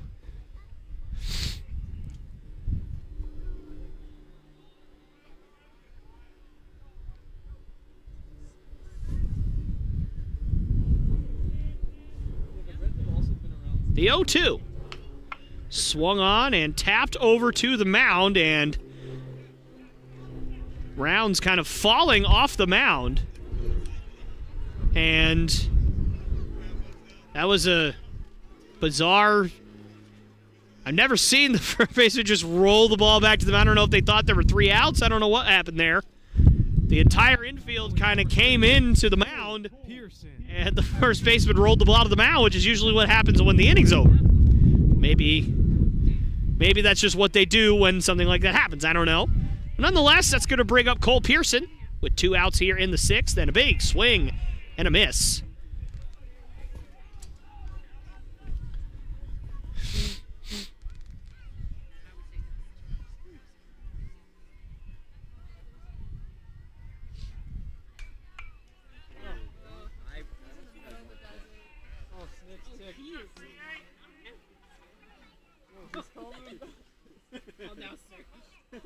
I love that about Smith. He gets fired. Oh, he didn't give him time. And the 0-2 swung on and fouled off by Pearson. And Rounds certainly has seemed to find his groove in this inning. Obviously, not much he could do about an error behind him. But other than that, he has pitched very well in this inning, and he ends it with a big strikeout of Cole Pearson. So we'll head to the the top of the 7th. And this score still sits at Bruins 3, Lions 2.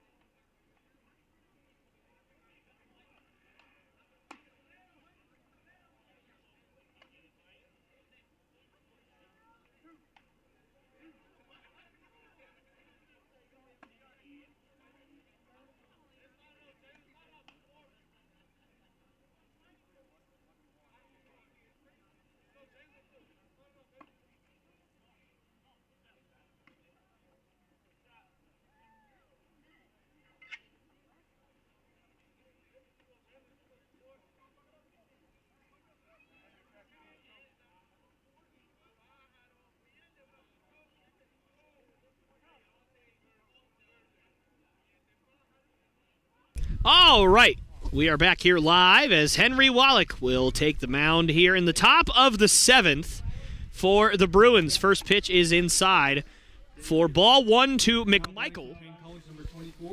Bruins nursing a slim 1-run lead here in the 7th,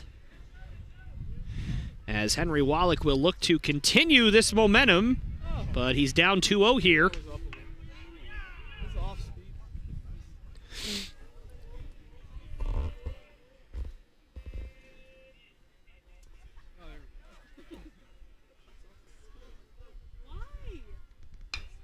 And the 2-0 is hit down the left field line and well foul.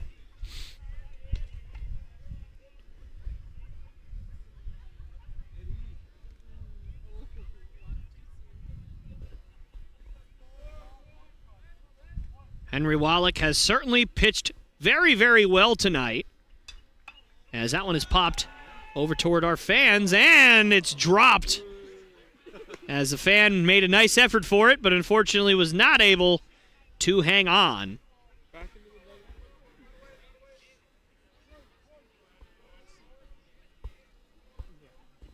And the 2-2 swung on and hit down the first base line. Burke able to slide over and stay down on a tough ground hugger there. And that is the out number 1.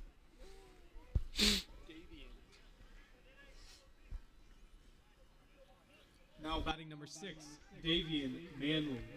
That's going to bring up the second baseman, Manley, the 9-hole hitter for the Lions. And he swings at the first pitch. It pops it high in the air in the middle of the infield. And Pearson comes onto the mound and makes a tough catch. That ball certainly looked like it was going to pop out, but strong hands from Pearson able to hang on. And there are 2 quick outs here in this inning. And that's going to bring up the leadoff hitter, Daza. Now batting number 1, Denny Daza.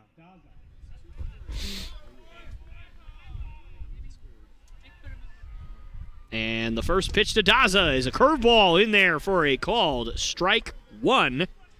As the Bruins looked ahead to the bottom of the 7th, still leading 3-2. For those of you who are just joining us, that one is in there for a called strike 2. As Henry Wallach still out there, and he is showing tonight exactly why the Bruins call him their ace, as he has 9 strikeouts so far tonight.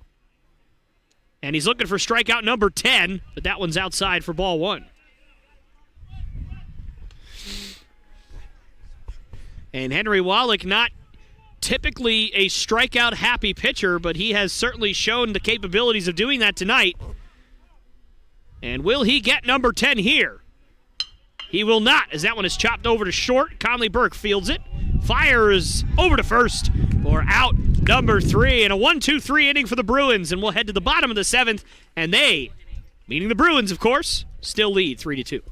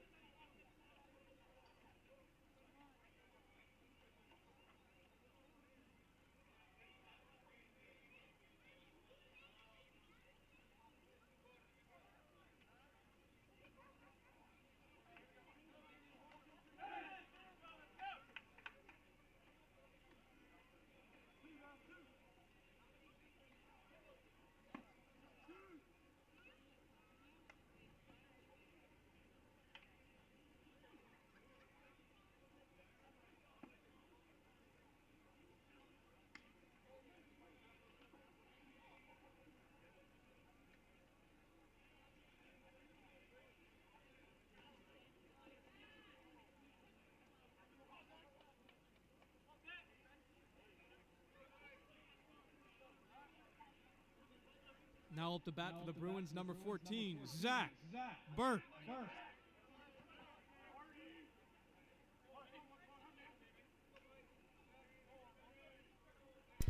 All right, and we are back here live as that one's drilled out to left field, and Zach Burke doesn't even give me time to breathe as he drills that one into center, and wow, what a throw from the left fielder from the wall.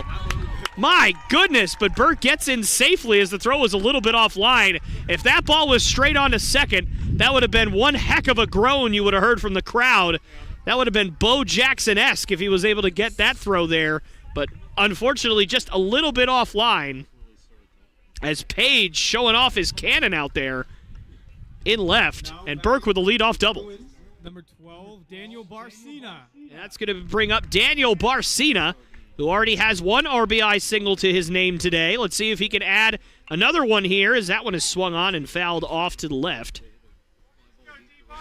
So Zach Burke not waiting around for rounds to be able to throw a lot of his off-speed stuff. He went right after that first pitch and absolutely smoked it.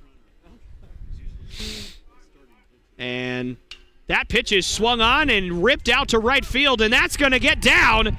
And Burke going to try for third, and that throw is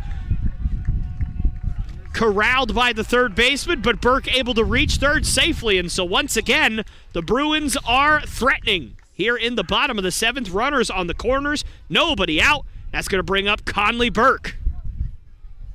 Back-to-back hits to start this one for the Bruins. Now batting batting for the Bruins, number 9, Conley Burke.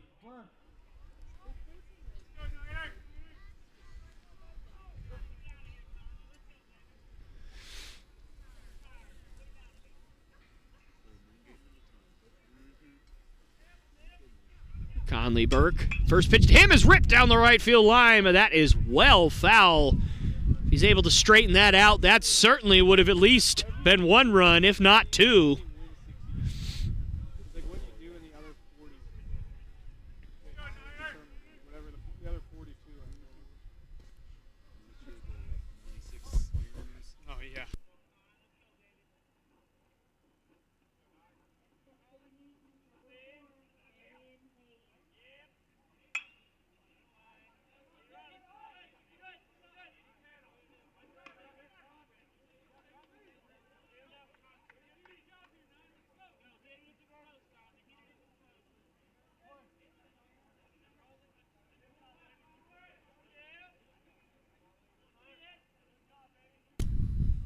And the 0-2 is swung on and hit out to shallow center. That might not be deep enough, as that wind really knocked it down. Wow, as that's caught by the second baseman. All right, Shane, come on.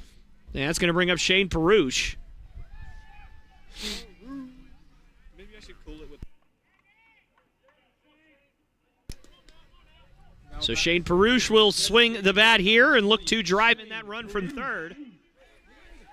The Bruins have had certainly their fair share of chances to build upon this lead, as they've had runners in scoring position several times over today and have not been able to capitalize the majority of the time, although they have certainly done enough so far to maintain this lead.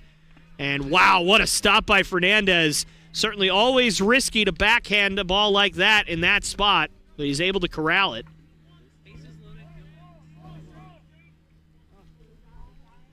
Most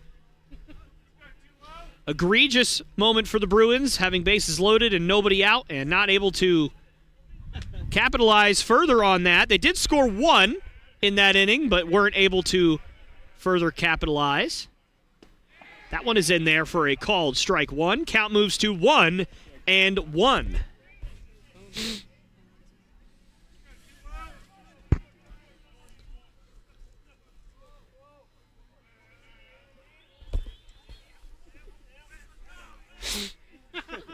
The 1-1 count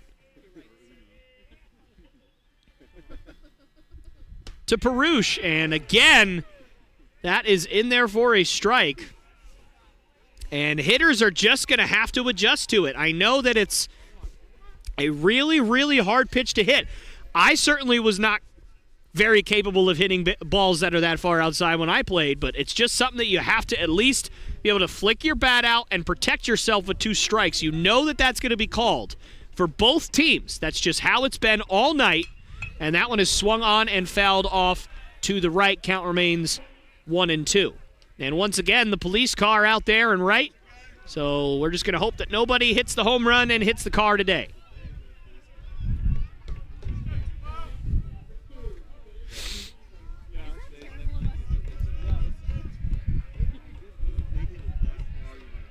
And a move over to first, and Barcina dives back safely.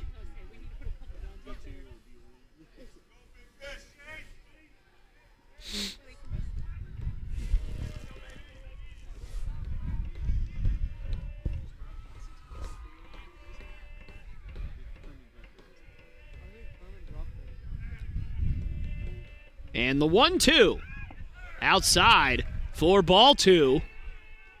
It's Perouche doing his best to make rounds work, and as far as I can tell, no one in the bullpen for the Lions, and of course, with the way Henry has been pitching, no one in the bullpen for the Bruins. So right now, this is a starters kind of game for both teams, and it is up to Rounds to get out of this jam himself.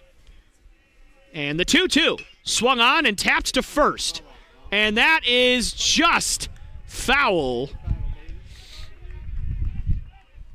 And you could actually see the first base coach pointing fair, which I'm not even sure that would have helped. That probably would have been a double play. So I think he should be happy that that was foul, at least in my opinion. But obviously I don't have the best look at it. Maybe he saw something I didn't. Nonetheless, the count remains at 2-2 as Shane Perush putting together a really nice at-bat here as he tries to get something in the outfield at the very least for the Bruins to build upon this 3-2 lead. Certainly would love some breathing room. Can Perush deliver? The 2-2. Swung on, chopped to short. Could be a tough turn. Fires on to first, and he's safe, so the run will score. And you can see the Lions not happy with that call, thought that they had got him. Certainly a bang-bang play, but as they say, tie goes to the runner, and so he is safe. And the Bruins now lead 4-2, so Perush does just enough to get that run home by maybe a fraction of an inch. Number 1, Chad Paine. A fraction of a second, maybe. Nonetheless, it works out, and so Chad Paine will grab a bat and look to keep this inning going for the Bruins. And that one's in there for a called strike one. And once again, that is a really tough pitch, but it's been called all night long, and I hate to keep harping on it, but I know the players and the coaches are going to keep harping on it, so I feel the need for me to keep harping on it, knowing what it's like to be in that spot myself. You know that is just something that is in the back of everybody's mind, as that one is swung and popped high in the air, the middle of the infield, and unlike the Bruins in the last inning, this time the pitcher will take it himself on the mound and make the catch for out number 3. But the Bruins strike for 1, and we'll head to the top of the 8th inning. Bruins now leading 4-2.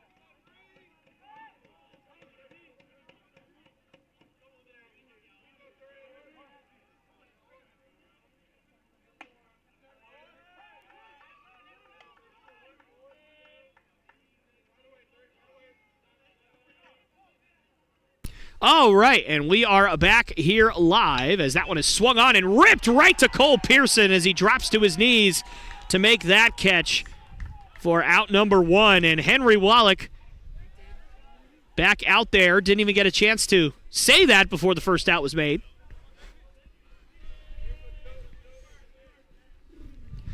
But this is certainly Henry Wallach's ball game. Nobody out in the pen for the Bruins, and there has been no reason to so far today. Henry Wallach, 9 strikeouts to only 1 walk so far. Obviously 7 1/3 innings pitched at this point. Only 2 runs given up.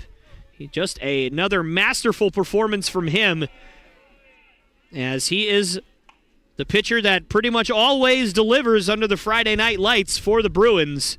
And this is another instance of that tonight. But he is down 2-0 here. And that one is swung on and fouled off to the right by New, the 3-hole hitter. So Henry Wallach has to go through the heart of the order here in this inning, 2, 3, 4, which is, it bodes well for his 9th inning prospects should he get through this inning, as obviously he'll have to go through a bit of a weaker part of the lineup in the ninth, and certainly you never want to try and go through the heart of a lineup in the ninth inning, especially in a close game like this, but he is down 3-1 here, and as I said, he's got to get through this inning first before he can think about the ninth. So 3-1, swung on and hit high in the air on the right side of the infield. Burke charging in, and he will make the catch for out number 2. Henry Wallach, another great pitch there as he really got new aggressive there on a 3-1 count, was able to get him out in front, cause a nice lazy pop-up, and that's going to bring up the catcher Fernandez. Now batting number 11, Alejandro Fernandez.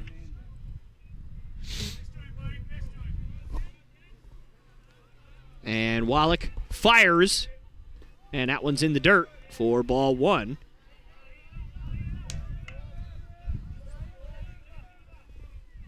Wallach having a bit of trouble finding the zone here in this inning, obviously throwing more balls than strikes so far in this inning.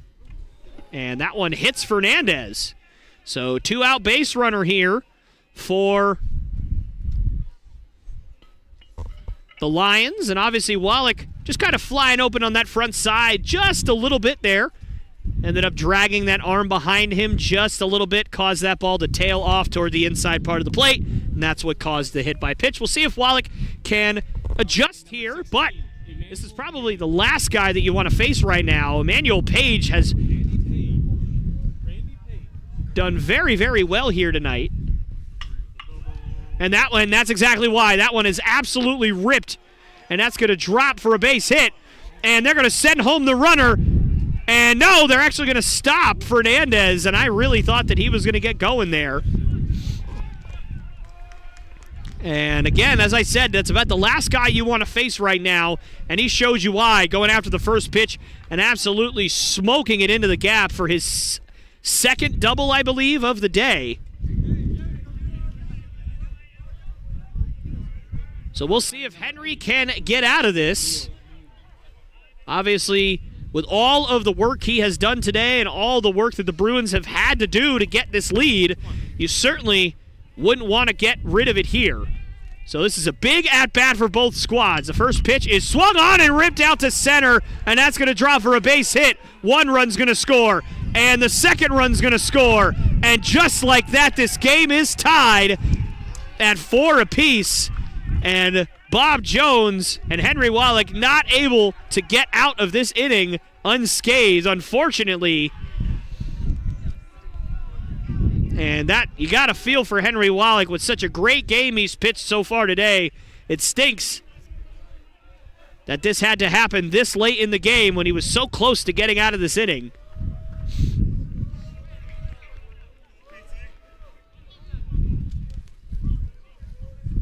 That's going to bring up Wilson, the first baseman today. Page takes a decent lead off first, and that pitch is outside for ball 1.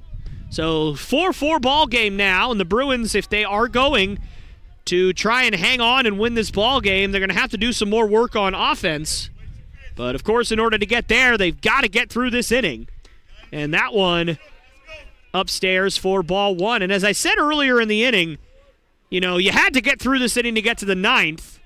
So the theory of going through the heart of the order on paper seemed nice, but obviously not able to get through this inning, so it doesn't matter anyway. And that one misses for ball 3, and suddenly Henry Wallach having a hard time finding the strike zone. Perhaps a little hesitant after a couple of hard hit balls in a row, especially after throwing probably what's going to be near 100 pitches at this point. Maybe even more. And that one misses. So ball 4 and a 4-pitch walk to Wilson. And you got to wonder if Coach Castile's going to get somebody warm in the bullpen. And it does not seem to be the case so far. Now batting number 24, Jalen McMichael. That's going to bring up Jalen McMichael.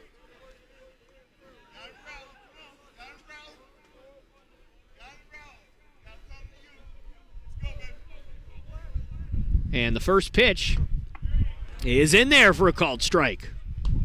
And hopefully that is the catalyst for Henry Wallach being able to get the last out of this inning here and get the Bruins back in the dugout.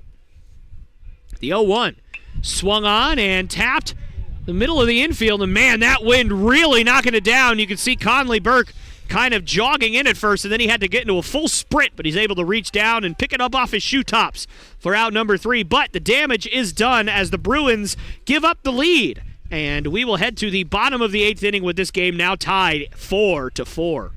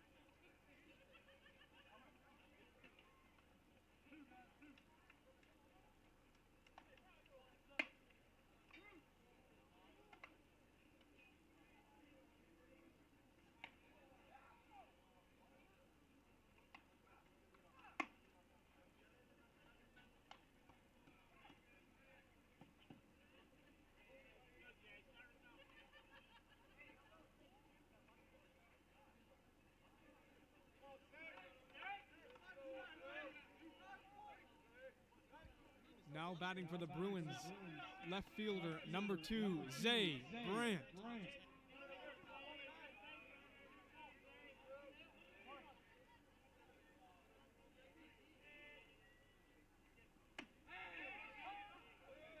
All right, we are back here live as Zay Brandt down 0-1 here. 9-1-2 batting for the Bruins here as that one misses. And, man, that pitch has honestly been called a strike most of the night. So, interesting development there. But the count moves to 1-1. Bruins blowing the lead in the top half of this inning, really, and basically the same pitch, as I said, called a strike. So, I don't know what happened in the other one, but whatever. The Bruins, I mean, again, kind of harsh to say it that way, and I feel kind of bad, but, I mean, there's no other really way to say it. And now this game sits at 4-4. And, again, I don't see anybody warming up in the pen for the Bruins, so certainly the Bruins are going to trust in Henry Wallach to, at the very least, if this game is still tied by the time we get to the top of the 9th, to, at the very least, get the Bruins to the bottom half of that inning to try and get the last chance. But obviously a lot of baseball to play before we get there. The 1-2. Brandt hits it right back to the mound. Rounds will jog and flip over to first for an easy out number 1. And that's going to bring up Colby Hogan, the leadoff man for the Bruins tonight.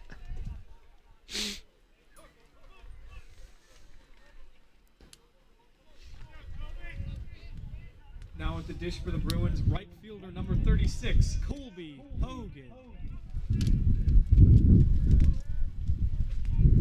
And the first pitch to Hogan, and he lays down a bunt. And it looks like he caught that. And it was kind of hard for me to see from this angle, but obviously that is out number 2, and that's going to bring up Riley Ramsey.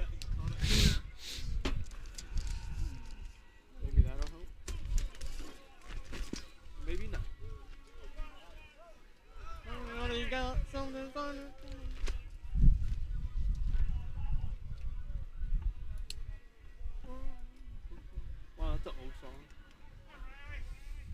2015, where you at? And that one in there for a called strike. Riley Ramsey down 0-1. And I'll tell you what, Rounds has really battled throughout the night, and he has done a fantastic job in his own right of keeping his team in the ball game as long as he can. And that one's also in there for a called strike. And unfortunately, those are not two easy pitches to hit. Ramsey finds himself down 0-2 here. I wish Mike was here so I could tell him I went to a Penguins game over spring break. And the 0-2 Swung on and chopped over to short, and that's off of the glove. He gathers and fires, but Ramsey just too fast. And another error for the Lions. As well, that's probably their third or their fourth at this point. They certainly have had quite a bit.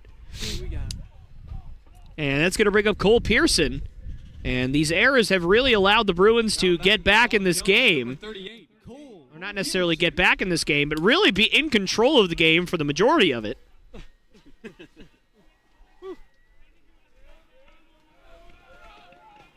And that one, oh man. I know that that's been given a lot, but that one's pretty out there. But that is strike one. And the dugout for the Lions getting riled up. The 0-1 is fouled off over towards some of our fans over here. And the baseball is walking down the steps. That was pretty that was pretty cool. I've never seen a baseball bounce that far down the bleachers, perfectly down the staircase. Down the concourse. That's pretty funny. And that one, just misses. And honestly, that looked like more of a strike than the one he called earlier in this at-bat. So I don't really know what's going on anymore. I'm just here. And the 1-2. Swung on and missed. Pearson goes down on strikes. And Rounds gets the Lions to the top of the ninth. And we'll head there in just a moment. This game tied 4-4.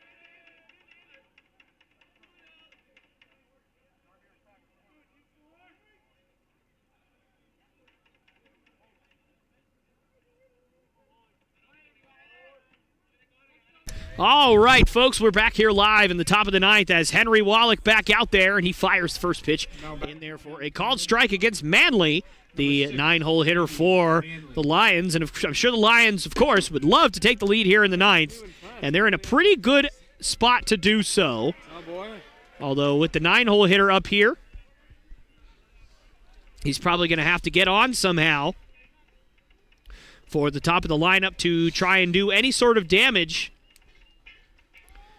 here in the ninth, and that one is swung on and ripped out to center field, but pretty much right at Riley Ramsey out there in center.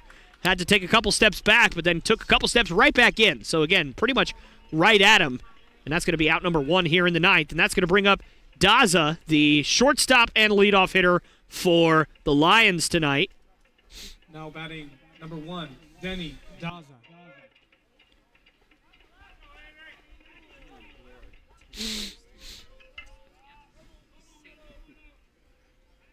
And that one is swung on and ripped, and that's going to get past the outstretched glove of Conley Burke. And Daza has his third hit of the night. He's certainly done well out of the leadoff spot tonight with the bat. And Henry Wallach certainly does not want to go much farther here in this inning, as we are now firmly entrenched in the heart of the Lions order, as the 2-hole hitter Davis will step up here next for the Lions.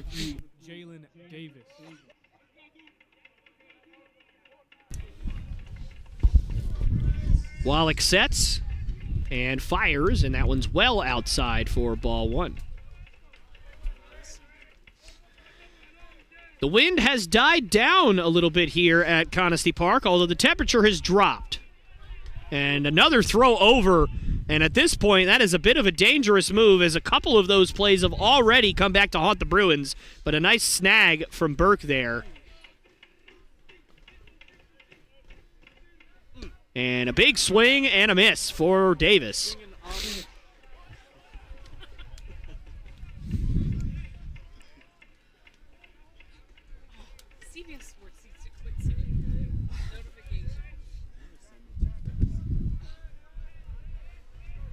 And ones are wild here in the ninth. And I'm not sure if any of you guys got to enjoy it because it only lasted about a second and a half after I said it. Because I almost missed it that time. I'm not even going to lie to you. I was off in my own little world, but I didn't forget it. I didn't. I got it in under the wire. And the 1-2 is in there for a called strike 3. Oh, man, these are just, I hate to say this, but these are really, really tough pitches for hitters tonight. That outside corner, I mean, it's been there all night. So, it's not a surprise, but it's just still very, very tough to get your bat out there and do anything with a pitch like that, whether you're for the Bruins or for the Lions. That is a tough pitch to hit for sure. But big break for the Bruins as there's now 2 outs here. And that's going to bring up New, the 3-hole hitter for now batting the Lions. 10, David New.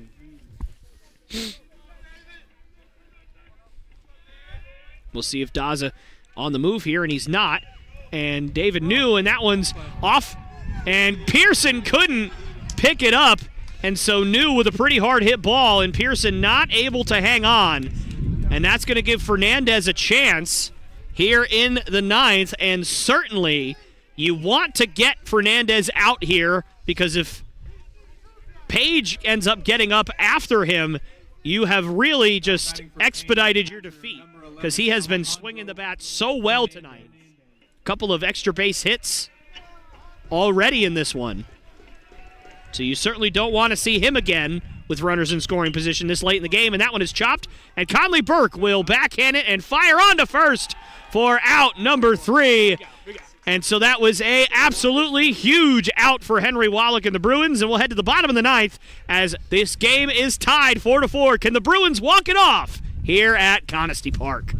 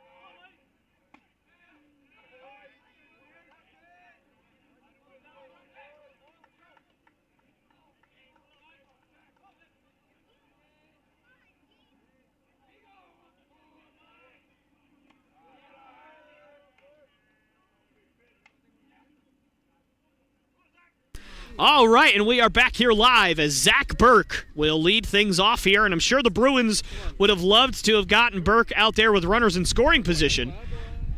But certainly the fact that he's batting in the bottom of the ninth bodes well for the Bruins as he's played well tonight. Couple of hits to his name already, including a big double a few innings ago. And that one misses upstairs for ball 3. So 3-1 here. Great hitter's count for Burke. Let's see if Rounds gives him a fastball. And that one just misses, and you could see Fernandez not really sure where that one missed, and neither is Rounds. And at this point, you got to be frustrated if you're Rounds. He's had a couple of instances of that happening all night long. And so a leadoff runner on for the Bruins, and that's pretty much what the doctor ordered here. It's going to bring up Daniel Barcina. You know, he'd love to drive one into the gap here. That one's outside for ball 1. Rounds having a hard time finding home plate here to start this inning, which of course bodes well for the Bruins. But we've seen Rounds tighten up and really figure out his mechanics and lock in with runners in scoring position all night tonight. And that one outside as well for ball 2. So another great hitter's count. And time's going to be called, and here comes the coach. And I would say this might be a moment where you might want to think about taking out Rounds, but not even anybody warming up in the bullpen here for the Lions. At least not that I could see. There might be somebody behind the bleachers. However, there is somebody warming up for the Bruins, so it might be the end of the line tonight for Henry Wallach, and certainly he has pitched more than well enough to win this ball game, as has Rounds. Both guys have pitched phenomenally tonight. And so we will see if the Lions decide to get anybody warming up in the pen for themselves to see if they can possibly at least get to the 10th. But it does not appear that they are going to do so. This is clearly Rounds' game to win or lose for the Lions. And the 2-0. Downstairs, and Daniel Barcina. One ball away from drawing a walk, which would bring the go-ahead and winning run to scoring position. The 3-0. Swinging on 3-0. You do not see that in this instance very often, but he took a big swing and luckily did not get himself out, as that certainly would have drawn some ire from his coaches and his teammates probably in that instance. But just a foul ball. 3-1 count now. So this is certainly a count where you're going to be aggressive, and he's probably going to get a fastball here. And he got one, but it's misses for ball 4. So now, the one bright side for the Lions is arguably tonight the two best hitters for the Bruins, the two guys that have really beat you all night, are on base now, so you don't have to worry about them. You just have to worry about getting through the rest of the lineup. And the bottom of the lineup really has struggled with runners in scoring position tonight. I'd love to see those stats. I'm not really sure what it is, but it certainly can't be good, as Conley Burke will swing at that first pitch curveball and foul it off. And this is a big spot for young Conley Burke. Can the Bruins walk it off tonight? 2 on, nobody out here in the bottom of the 9th. Conley Burke with all of the opportunity in the world right now on this 0-1 count from Rounds. And the pitch. Swung on and fouled straight back again. So the count moves to 0-2. So, as I said earlier, Rounds has really been able to figure it out with runners in scoring position. Another example of that there. He walks the last guy, comes right back, and throws 2 straight strikes, 1 off speed, 1 fastball. He really has just locked in with runners in scoring position, and as a pitcher, that is certainly what you want your guy to do on the mound. The 0-2, and that one just misses outside, and you could see the frustration as they're saying that's been a strike all night, and quite frankly, I don't disagree.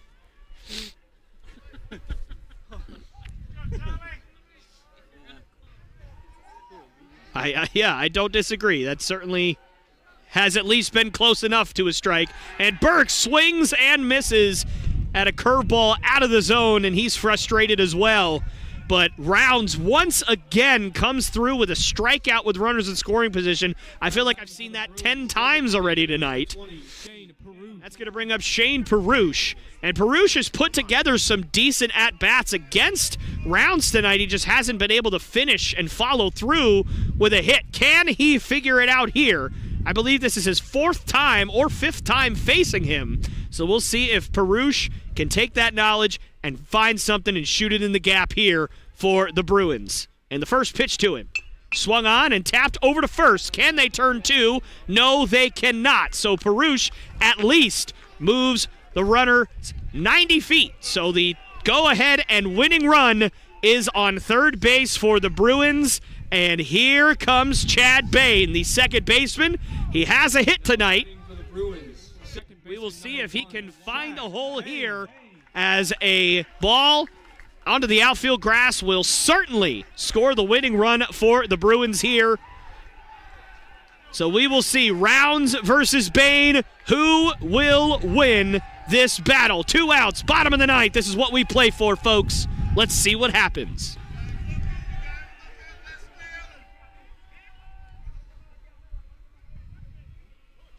And Fernandez telling the dugout something. Perhaps they are saying too much to the umpire. I don't know what's going on there. But nonetheless, let's see what happens, folks. Pressure is on for the Lions and for the Bruins. First pitch. Aggressive is Chad Paine.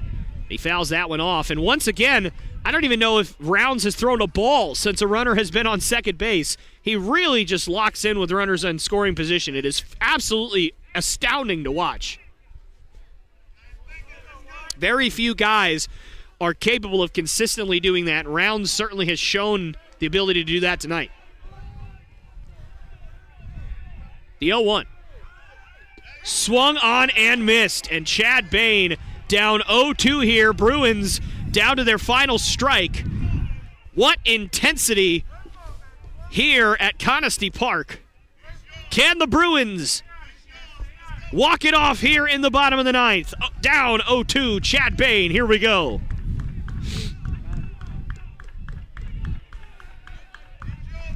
The 0-2. Swung on and missed. And Rounds gets out of it. And the bottom of the lineup for the Bruins continues to struggle with runners in scoring position. And we will head to the top of the 10th with this score still tied at 4.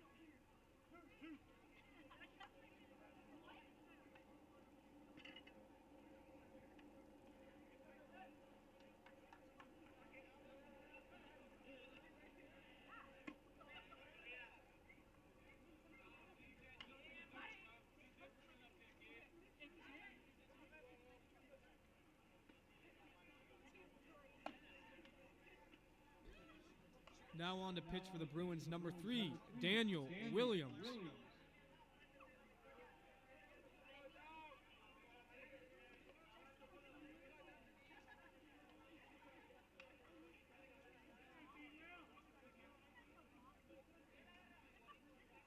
Now batting for Paine College, number 16, Dominic Page. All right, folks. Free baseball, and on top of, well, what was already free baseball, but nonetheless, free baseball here as we are in the top of the 10th as Dominique Page will step up to the plate. And I'm trying to see who is on the mound for the Bruins. I can't see the numbers, so I'm going to have to ask my constituents here. All right, so it appears to be number 3, Daniel Williams. And that one's in there for a called strike 2. It's Daniel Williams on the mound after Henry Wallach certainly deserved to win the game tonight. And granted, so did Rounds, the pitcher for the Lions. Both those guys pitched fantastic tonight. And that one's well outside for ball 1. So now it's up to Daniel Williams to get the ball, or get the bats back in the Bruins' hands.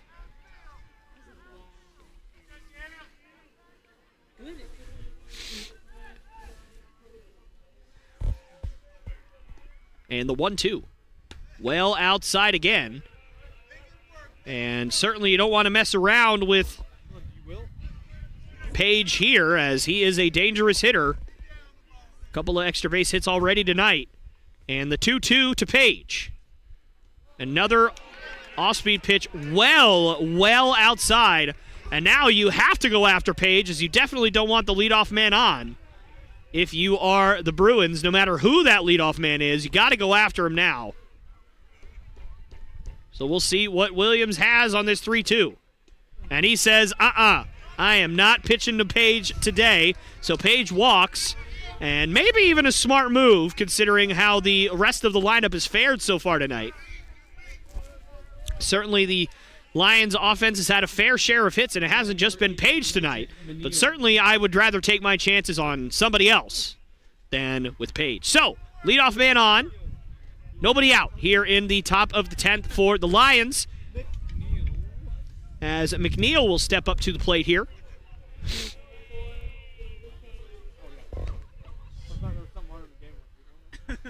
And the first pitch to McNeil is swung on and missed from Daniel Williams. Obviously, a little bit more velocity from Daniel Williams than you'll get from Henry Wallach, although both guys effective in their own right. Obviously, Williams a bit more of a power pitcher with a bit more power stuff, and another swing and a miss. Actually, I think that might be a foul ball. I didn't necessarily hear the ball hit the bat, but umpire obviously signaling foul ball. So the count will move to 0-2. Kind of hard to hear foul balls sometimes when you're yapping and wearing headphones at the same time. In case anybody's curious, which I know nobody is, but it's the 10th inning, so forgive me. And Page going on that one, and the ball's in the dirt, so Marcina had no chance there. And obviously Williams having a hard time once he gets to 2 strikes, really placing the baseball right here. He's thrown the ball way all over the place.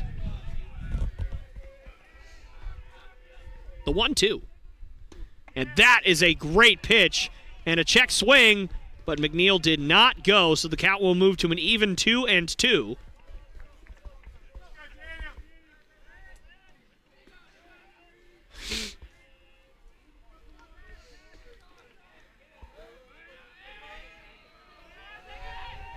And Williams taking his time. The 2-2, and that one was outside of the left-handed batter's box. That was not a great pitch there, and Williams now in danger as the runner moves up to third. Go ahead, run 90 feet away for the Lions with nobody out. Not a great spot to be in if you're the Bruins. And Williams, again, now you definitely have to go after this guy. You cannot afford another walk because it's not going to matter. Then you're going to have 2 guys on. And a big strikeout there for Williams. The Bruins desperately needed that. And now the Bruins can breathe a bit of a sigh of relief there as Williams has at least bought himself another batter here in the 10th. Emmanuel Wilson. And that's going to bring in Wilson, the first baseman tonight. First pitch to him is swung on and fouled off to the right. Count moves to 0-1, and all three batters have started off with first pitch strikes from Williams, but once he gets 2 strikes, he has had a really hard time placing his pitches, trying to be a little bit too fine with what he does instead of just going after guys. And the 0-1. And again, 3 straight batters, 0-2 here. Let's see what Williams can do with 0-2 here. The 0-2. And this time he does just go right after him. And oh my goodness, it looks like somebody maybe got hit in the back of the head there, but she appears to be all right.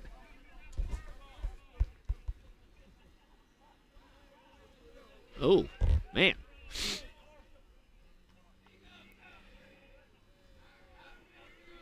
Williams sets and fires another 0-2, and that one is swung on and popped high in the air, but that's going to drift out of play.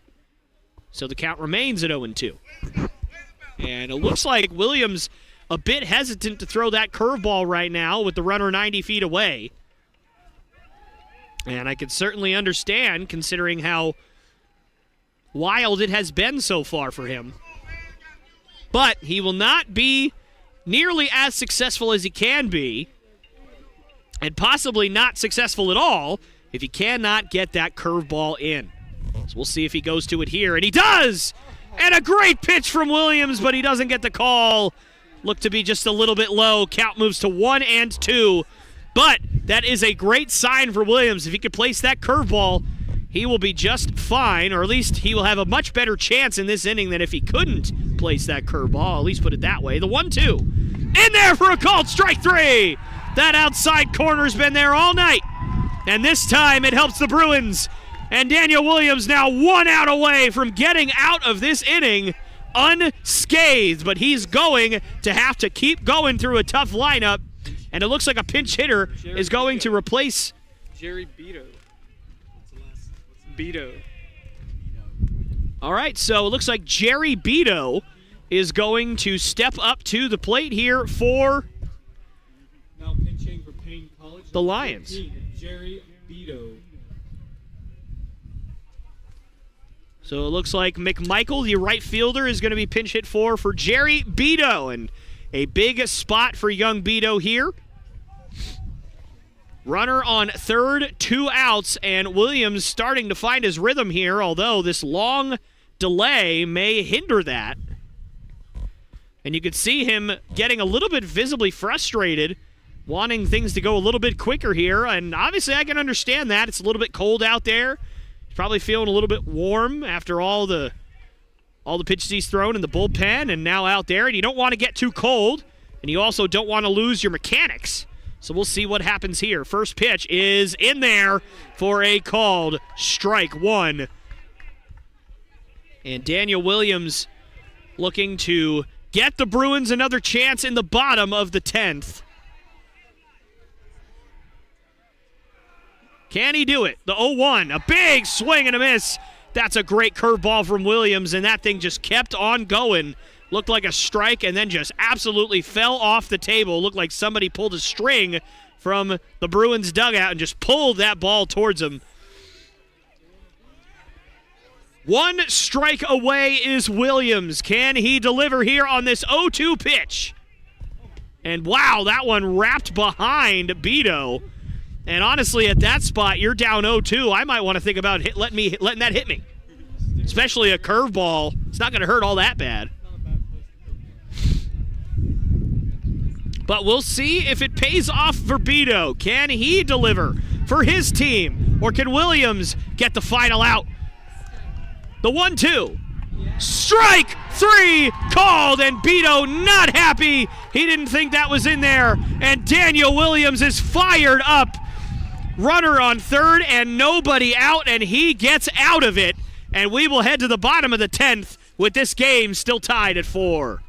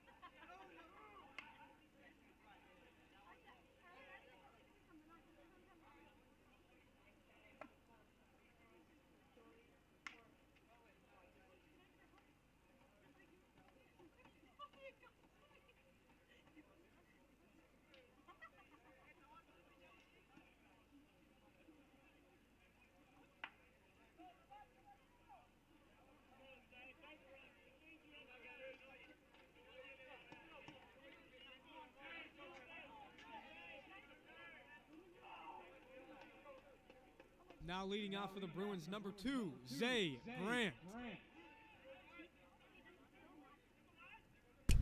All right, folks, we are back here live, and Zay Brandt, that's a fair ball. That's down the line. Zay Brandt going to turn, and he's going to stop. And Page absolutely fires it into right field. That's going to get all the way to the wall. Zay Brandt going to turn. He's going to head to third. The throw into third base is going to be cut off. And Zay Brandt on a ball that was legitimately 39 miles an hour off the bat. He's on third base. And the winning run is 90 feet away for the Bruins. And the top of the lineup's coming up. Wow, what a turn of events. I didn't even get my headset on before I was screaming. That's why I love Bruins baseball. Now batting for the Bruins, number 36, Colby Hogan. And Page has played so well tonight, and his cannon of an arm bit him. That cannon misfired, and he threw it all the way to the right field wall. Infield in for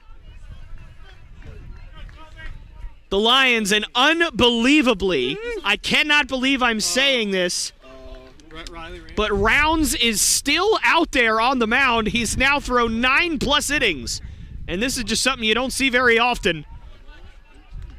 But once again, he has absolutely locked in with a runner in scoring position, and he's really going to have to work, just like Daniel Williams did in the top half, or excuse me, yes, the top half of this inning. I had it right.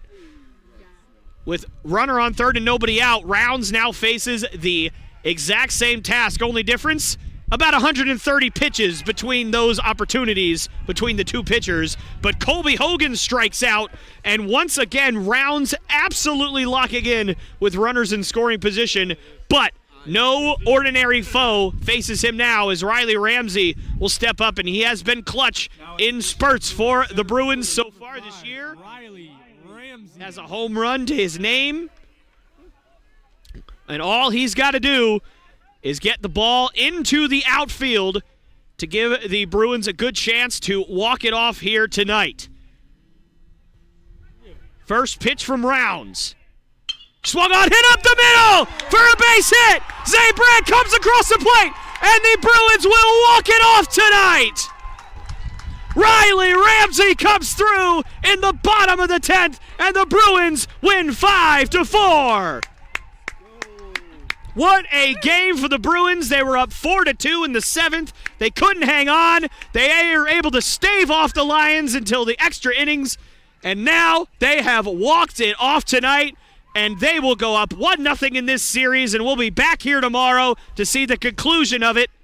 Wow, what a game for the Bruins. What a win. Wins have certainly been hard to come by for the Bruins this year, so a great moment for them and a fantastic moment for Riley Ramsey. All he had to do was hit it where they ate, and he did just that.